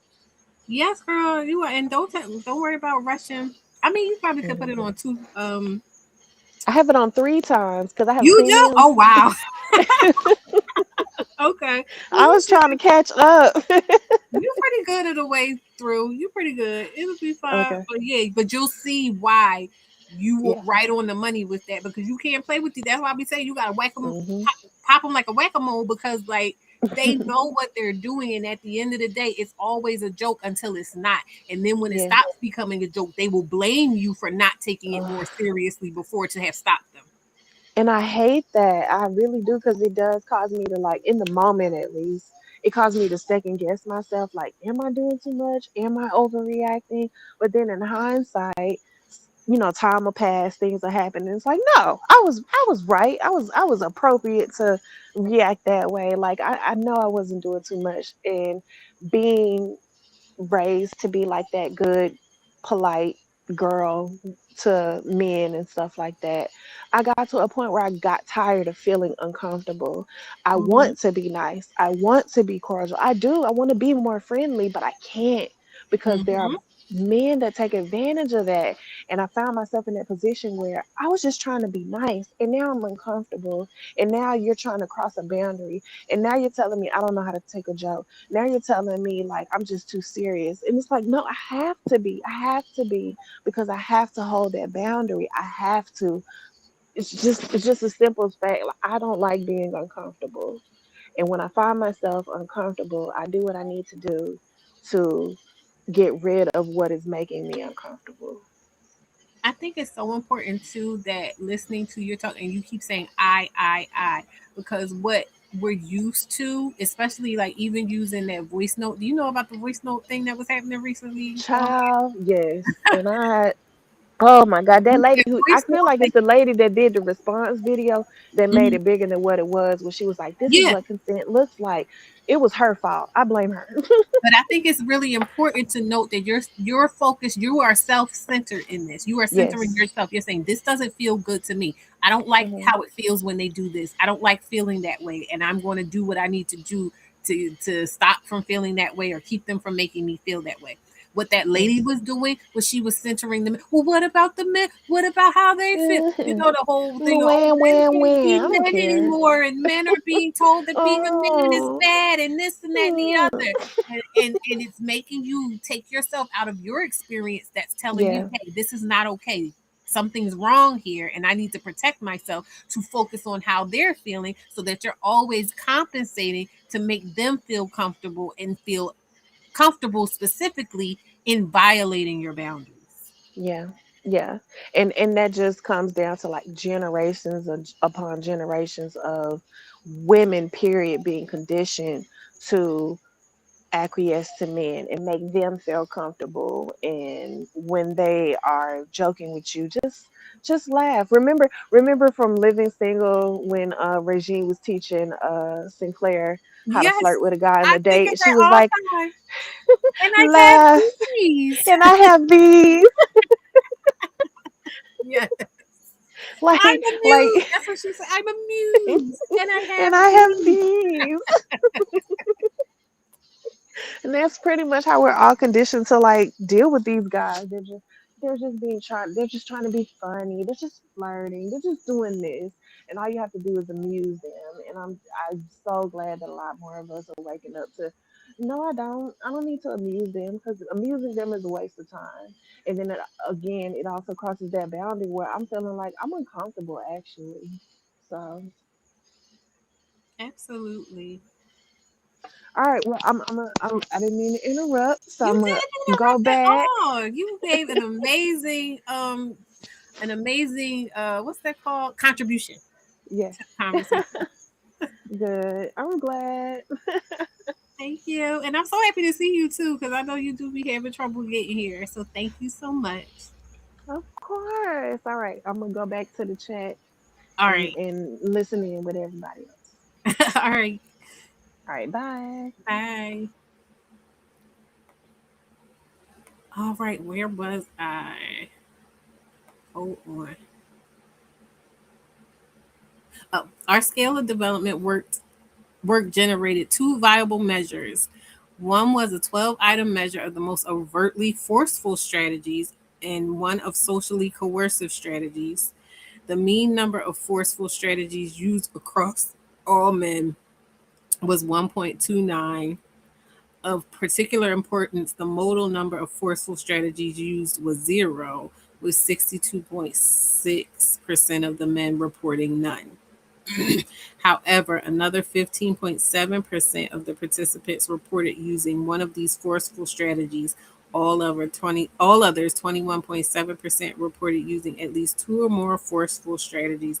Of the 37.4% of the sample who reported at least one especially forceful strategy, the mean was 3.45. The rates of coercive strategies were higher, with the mean amongst all men being 1.61 of the sample reported not using any of the four coercive strategies assessed. Of those who reported at least one, the mean was 2.44 of the four strategies assessed using this subscale. Let's see. Okay. Circumstances, motivations, intentions, and perceived outcomes. Our fourth research question focused on the social and psychological components of the interactions whereby men use force to make an unwilling woman have sex. Men knew that the woman. Here we go. Men knew that the woman was unwilling and not consenting through her making excuses, 41.9%, directly saying she was not interested or did not want to, 21.4%, and physically moving away, trying to be out of reach. Mind you, we want to focus on the one making excuses, 41.9%. It says the men knew the woman was unwilling and not consenting. So that means their whole bullshit about, oh, he was just trying to get in the voice note, he was just trying to get a confirmation or not, when he also already said that she said she didn't know. That's making an excuse, is it not? Okay. Men also responded that in some circumstances, women were too drunk or high to say or do much of anything. They had met the woman on a dating app or website, 10%, on another form of social media platform, 9.6%, a private place, 8.4%, indoor public space, 2.8%, outdoor public space, 2.1%, social event, less than 5 people, 8.1%, social event with lots of people, some known, 28.1%, or a social event with lots of people, all known, 30.9%. They met mostly in the early evening, 40.1%, later in the evening, 39.6%, and rarely in the morning, 2.9%. So make sure make sure if you will be around men, you got to be around them in the morning. The likelihood of bullshit ensuing is much lower. Almost always there were peers or others around during the interaction. That's really fucking crazy, but that also goes to show you that you can't assume that you're in safe company. You really got to watch the rooms you're in. In reporting about the most recent or memorably vivid experience of efforts to force a woman to have sex, most men reported that finding the woman attractive was the primary reason he targeted her, followed by having noticed her before. So basically, if I seen you more than once, I feel like I should be able to fuck you. That's crazy. Feeling lonely and wanting intimacy or touch, or being drunk and high. Less common were remaining reasons, including that the woman was notably drunk, the man was horny or aroused, thinking it would be easy or fun. That's scary and crazy. Or being angry at her. Whoa, being angry at her. First of all, and they said specifically that they would talk about women that he never met before this, meeting. So what the fuck are you angry at this woman about? The men targeted these women most often because they were horny, and simply because the opportunity was there. What does that mean? You don't have to be doing anything but existing, sis. So this whole idea, you were doing fast, you was doing this and that and the other. No. Simply because they said they targeted the women because they were horny in 38.2% of the time. And then 27.9% of the time, the opportunity was there. Being really determined to get what they wanted. Ooh, highlighting that. believing women con men about their interest, so making shit up like Corey Holcomb. Yeah. And liking this type of challenge. Wowzers. Wowzers. Okay. They indicated their efforts to force sex were typically unplanned or used if the opportunity arose versus a deliberate plan. So, if the opportunity arose. Okay. All right. All right. Perceived outcomes. When asked to explain whether anything good, quote unquote, came out of this interaction, most common positive outcome was coded as relationship related. Listen up, perk up your ears. This captured responses such as friendship, friends with benefits, long term relationships. Some of these women are in relationships with their predators, Corey Holcomb. Hello, he keeps talking about being in relationships with these women. Short-term relationships and other forms of romantic connections. Isn't that crazy? Isn't that wild?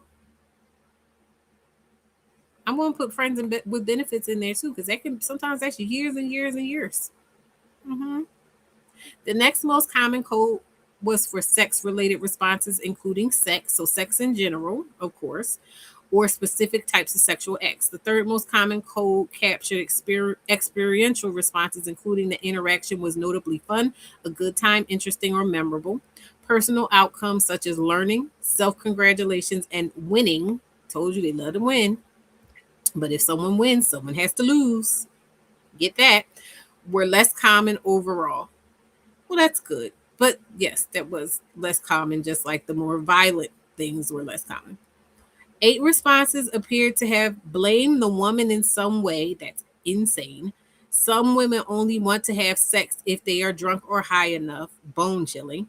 Another 377 did not elaborate on their yes response to the question about positive outcomes. 14 said, I got what I wanted, so yes. So that means the anything good was I got what I wanted, so yes. And 379 indicated no positive outcomes but did not elaborate. Men's responses when asked whether anything bad came out of the interaction were primarily no. Were primarily no.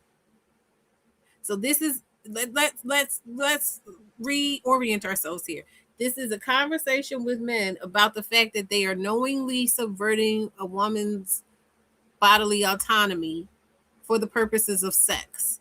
And they asked if anything bad came out of the interaction. Primarily, they said no, without elaboration. 1,903 men didn't even elaborate, or they just was like, no. The minority who elaborated indicated relationship impacts such as hurt feelings, less trust, friend group broken, ghosting, lost friendship, direct emotional impacts for themselves, guilt, shame, loss of self-esteem, regrets, and embarrassment.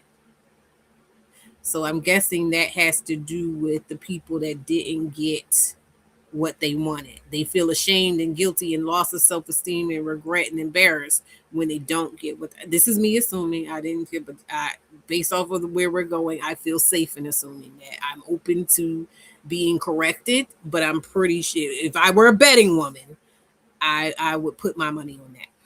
And bad sexual outcomes. So if the sex was bad, horrible sex, shallow sex, just 7 indicated that a negative outcome was the woman was traumatized. Wow. Only 1 indicated that someone intervened. Only 1 indicated that someone intervened to stop them out of this world. And just 3.001% of the 2,254 men reporting an incident cited having to face rape accusations or charges. Mind you, these are the same people, again, because I'm going back to where they state that these men knew this was wrong. And how many of them you bet was in there railing against the machine, claiming that that's not what happened? This is one of the first studies, to our knowledge, to directly survey men anonymously about recent attempts to force an unwilling or non consenting woman to have sex. Our aim was to advance work in this area by gathering men's perspectives regarding strategies they use to enact sexual aggression against a woman with whom they had no established intimate or sexual history. Our reassurances of anonymity likely proved as essential, as 95% of the 2,689 men reported at least one effort to force such a woman into sex that they knew she did not want. In approximately two-thirds of those occasions, men were successful in forcing sex. This study indicates that efforts to force women into sex are common. In fact, now far better correspond to the high rates of forced sex that women report experiencing at the hands of men. Mind you, and these are the same reports that when the men are debating or whatever, they're saying, oh, the women are just making it up. This is men corroborating, and they're saying that these findings corroborate what or correspond to what the women say happened in their self-reports. As with all self-reports, it's not possible to confirm the veracity of these reports, although the 2,689 men surveys passed all our embedded quality assurance tests. Moreover, there are patterns of responses that add our confidence in their veracity. For instance, our sample was far more likely to report more socially condoned forms of pressure and manipulation, such as being touched in a sexual manner without consent, than they were to report overt force or illegal activities, such as holding her down or having the woman ingest drugs to incapacitate her. Research over the years has consistently noticed patterns of more coercive and manipulative forms, include verbal pressure and cornering or preventing a woman from leaving, are far more common than overt force. Abby 2025, Mayhan 2024, Peterson 2025. The men vary in their ratings of how effective their use of strategy was, but overall, two-thirds of these efforts were viewed as successful in resulting in some type of sex from the women. Men were asked to recall recent or vivid occasion where they tried to get sex that a woman did not want. This instruction may have biased recall towards occasion. Yeah, because remember, they had to be very careful about how they worded it, even though they know that what they're describing is categorized. As long as the men don't feel like it's categorized that way, they would self-report to it. Men were asked to recall of note, the men reported on occasions forcing a woman with whom they had no romantic or sexual connection before. These scenarios then likely involve dynamics quite different from those captured in research or intimate partner violence, such as familiarity with and anticipation of a partner's level of interest or likely response. Another novel finding is that men typically rated themselves, and I want to be clear too, they say most of sexual assaults and stuff happen when people know each other. Note how much I read a few minutes ago that they said that these resulted in long-term sexual encounters, such as friends with benefits or long-term relationships. So these people were effective in getting access to the woman sexually, from the start, and they were able to just continue on. So who knows how many times you get what I'm saying? Another novel finding is that men typically rated themselves as good as or frequently better than most men in their age as getting what they wanted sexually from women. Men may have been primed to think of scenarios that worked out, quote unquote, in their view by our prompt to think of a particular recent or vivid occasion. On the other hand, they were asked to provide self-ratings in general. A self-enhancing bias whereby we perceive ourselves as better than most same-age peers at various tasks or abilities is well known in the social psychological literature. Schachter 2024. Usually, this cognitive bias emerges regarding socially supported, morally sound, or agentic traits in which individuals evaluate themselves in ways that are favorable to boost one's self-image. Wilson and Ross, 2003. That we saw a pattern emerge to view oneself as better than peers with regard to getting what one wants sexually from women provides support that for some men, the act of dismissing a woman's provides support that for some men, the act of dismissing a woman's lack of consent, her clear communication that she did not or could not consent to sex, the illegal activity of victimizing women in this way incurs social status or supports in perception of oneself as superior to one's male peers. Hold on. Why I keep doing it? I have to go down. God damn it. Sorry, y'all. Male peers in this regard. So they feel like not allowing a woman to say and stand on a no makes them better at getting what they want sexually from women.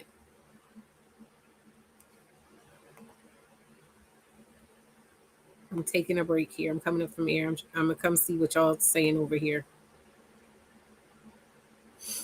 Hold on. Hold on. I want to recommend some presentations on YouTube from Dr. David Lisak and Dr. Rebecca Campbell. They discuss the neurobiology of trauma and victim perpetuator dynamics. You can send that to me. Hold on, let me get my email. Go ahead and send that to me. So entitlement, yes, very much so. Entitlement. It's so unfortunate. So many of these people are police officers or in charge of of public policy. Um, it's possible that young men are reflecting a socialization process. So we understand. We always talk about how they're being socialized. That can be understood as adapting a traditional male script, i.e., a shared norm for how an event unfolds that involves identifying, isolating, and overcoming women regardless of their interest, willingness, or consent to the sex that men seek, but often with the encouragement of supportive peers. And I'm adding both men and women. Historically, men talk of sex in terms of chasing, scoring, nailing, banging, aggressive, and adversarial terms. Still common today in toxic bro culture. Chrysler, 2012. I don't know why I can't say Chrysler when that is literally one of my grandfather's names. Last days, where women are penalized socially for sexual appearance. Women are okay. Hold on. Where women are penalized socially for sexual appearance, behavior, or availability. Men, by contrast, tend to be admired. Sawyer Haney, 2016. A double standard that remains highly salient in current popular culture, social media content. Chadwick Brown and Endinjik. Jesus, these names. 2024, Klassen and Peter, 2015. Links between such views and perpetration are well known. A recent study of young people 16 to 20 found that higher sexualized media consumption was linked to stronger endorsement of the sexual double standard among boys, which was linked to higher odds of sexual coercion, perpetration. Chadwick Brown and Endinjik, 2024. Seduction scripts, like their voice note, they found out that glorify overcoming of a girl or woman's sexual resistance often refer to positive relational outcomes or the girl's or woman's pleasure as a result. That's if you're lucky. They think, oh, you just gotta wear her down and be a Don Juan and she'll love it. Yet still start from a point of an intentional decision to disregard her communication of unwillingness or non-consent, as noticed in some seminal work by Starrett L. Sorry. This is just bizarre to me. I'm sorry I'm being silly, but this is really crazy. Another surprising finding was how common female peers appear to facilitate these men in their efforts to force sex with women. Male peers help in blocking interference or participating in group assault of women are found in other work. Anderson et al. 2025, Raj 2022. To our knowledge, this is one of the first to document notable numbers to report female peers in complicity in acts of sexual aggression. Mark your calendars, people. We're in a new phase. We calling out these bitches too. And it's time, because ain't no way in hell so many women are calling that little girl fast or always got something to say.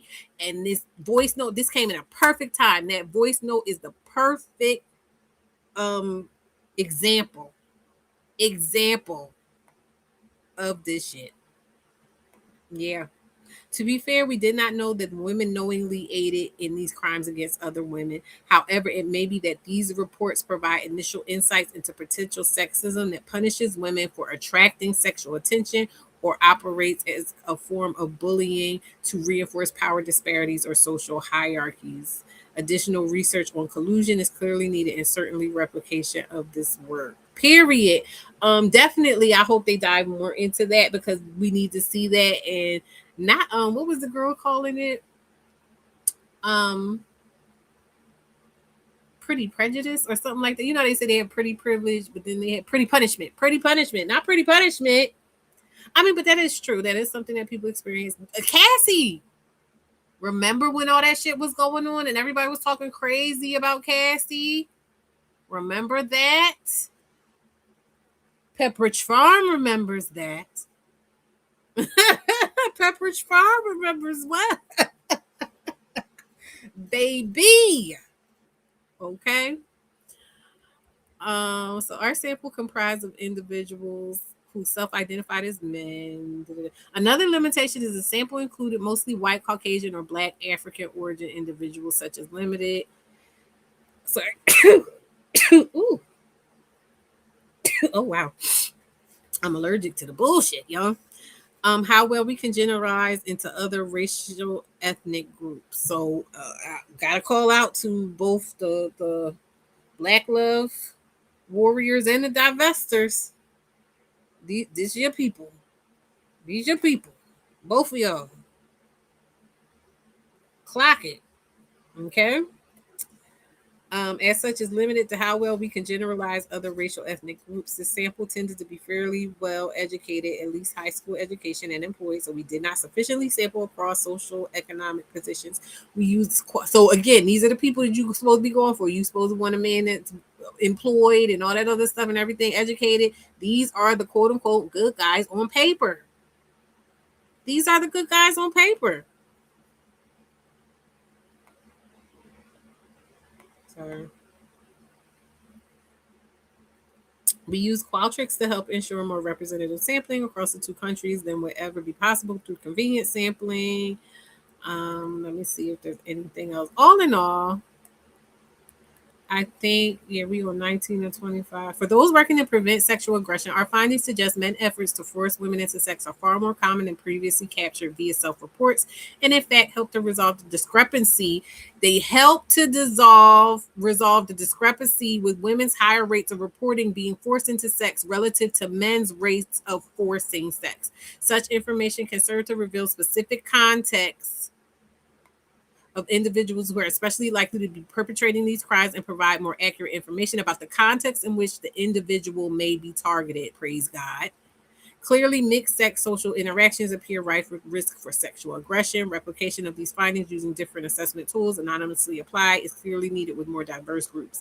In conclusion, we extremely high self-reports of recent efforts to force women into sex were captured using anonymous surveys. Men reported their efforts were typically effective, and most men perceived themselves as particularly good at getting sex from women. Anonymous survey methods appear promising, if not invaluable, for providing novel insights from men themselves about the strategies they chose, motivation, circumstances, and perceived consequences in the sexual aggression of women's sex.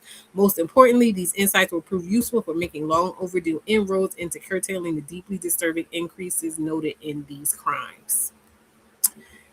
So, that being said,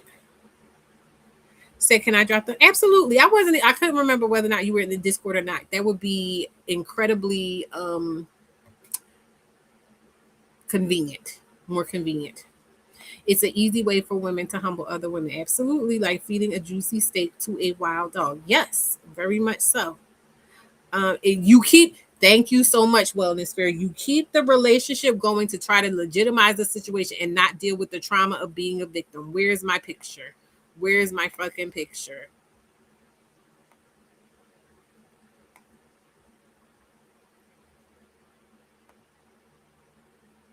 Exactly. You keep the relationship going to try to legitimize the situation and not deal with the trauma of being a victim. So that's this picture, but with her back turned to the chasm. That's exactly what that is. And that's why we see women saying these dumbass, nut ass things when something like this happens. When something like this happens, we see women saying, "Oh, she knew what it was. She knew this. She knew that. Da, da, da, da, da. She's no angel. She was fast. She came on to him." All of these things, and it'll be a nigga like Corey Holcomb. It'll be a nigga like Corey fucking Holcomb. Mm.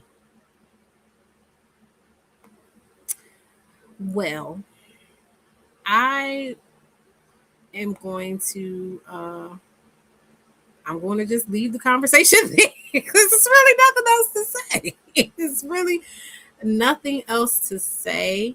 I do kind of want to leave it on a more positive and hopeful note, though. I do have some TikToks that I think are cute and funny and kind of illustrate what I want for us as women in this world that we inhabit.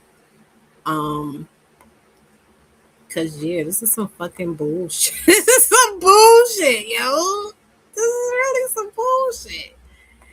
But it's important for us, I think, um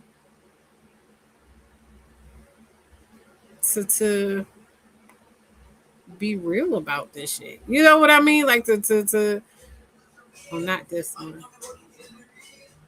Sorry, I'm trying to get rid of this.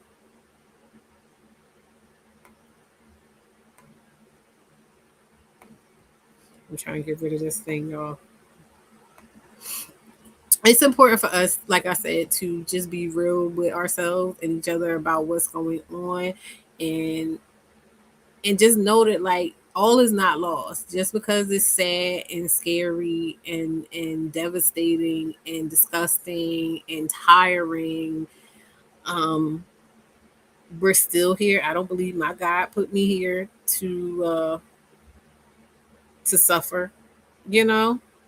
um and I feel like there's a way forward, but we're going to need to be able to rely on each other and look to each other for joy and community and support and help in being able to weed out the bad faith actors. You know what I mean?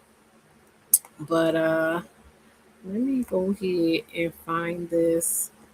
I think I'm gonna go ahead and play the outro actually, and then I'll come back with the other stuff.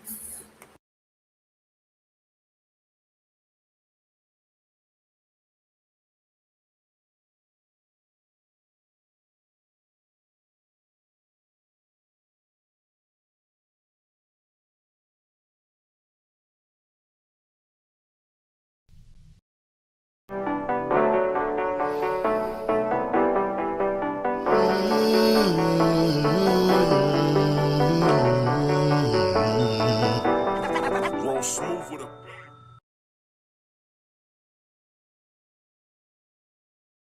Okay, so I came across these TikToks today, and this lady was just so happy, and she reminded me of me back in the day. She reminded me of me back in the day. I'm not gonna lie. I'm gonna just go ahead and play it, and then I'll talk to y'all about it afterward.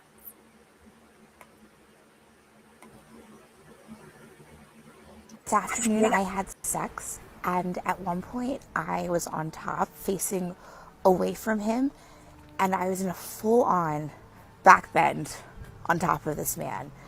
And afterwards, I thought, Joseph Pilates said that you're only as young as your spine is bendy.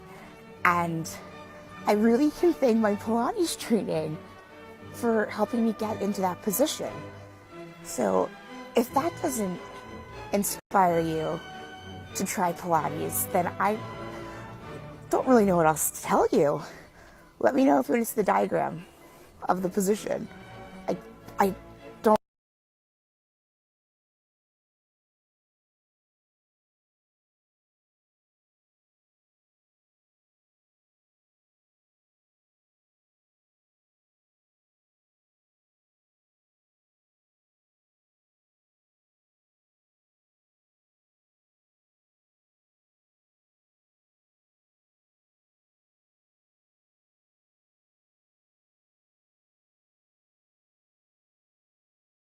I thought that was so funny, and I thought it was cute too. And when I say she reminds me of me, because that's how I viewed sex.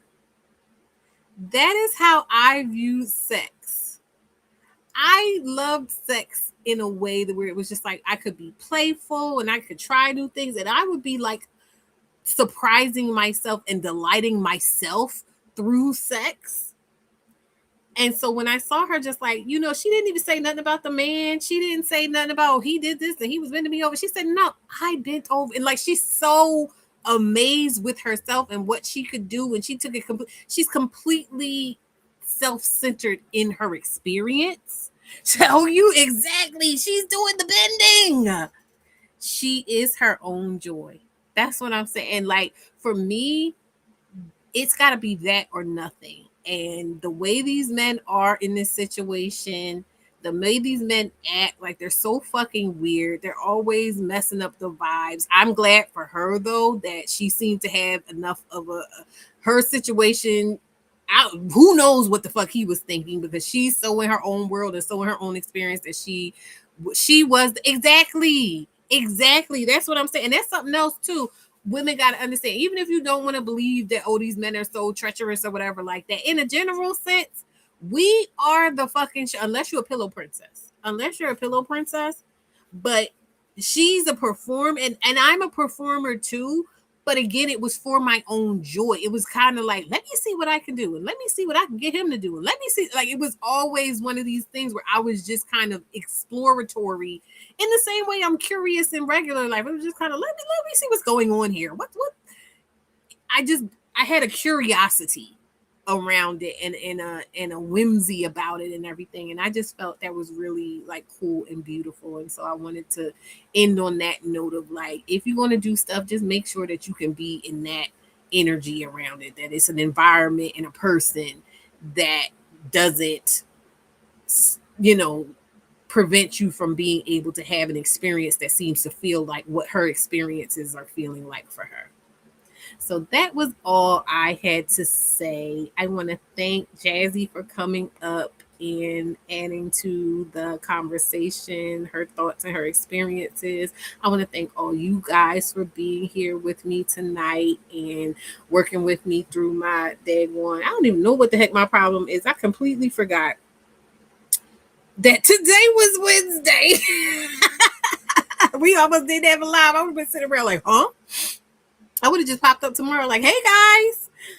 They get annoyed when you try to be adventurous without explaining. Yeah, and then it's that whole thing with it. Oh, what, you a whore? Where you learn to do that type of stuff? Like, ain't nobody got time for them. They are so such fucking killjoys, man. Like, they deserve nothing good. From first base to home run, exactly.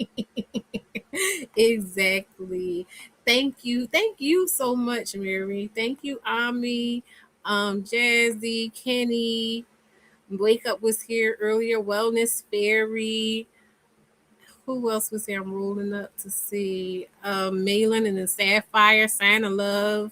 Sorry, I don't know why I'm so busy trying to pronounce things properly that I'll be messing up the most simplest thing. Production Inquiry, MJ, Tiara McDaniels. Thank you so much. I'm scrolling up to see who all was here. I try to get everybody as much as I can. I have not, what's this called? My mouse.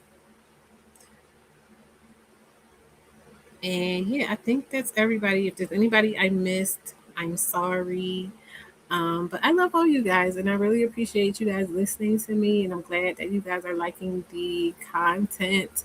Things are going really well over on TikTok. I've changed up my strategy over there, so that seems to be working well. Like the little panels, the little slideshow pictures that I've been posting over here lately.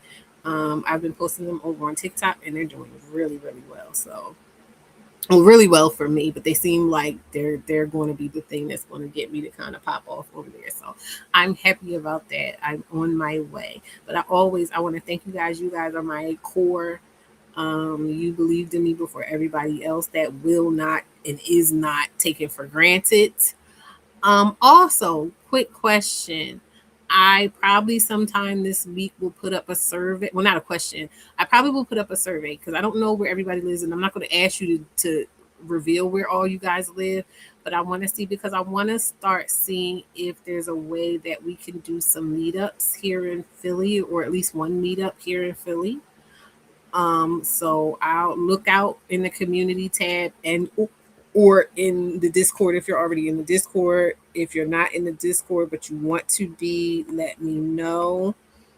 You can email me so I can find out who you are over here, whatever. And I can get you access to the Discord. But I just want to know like where you guys are at, and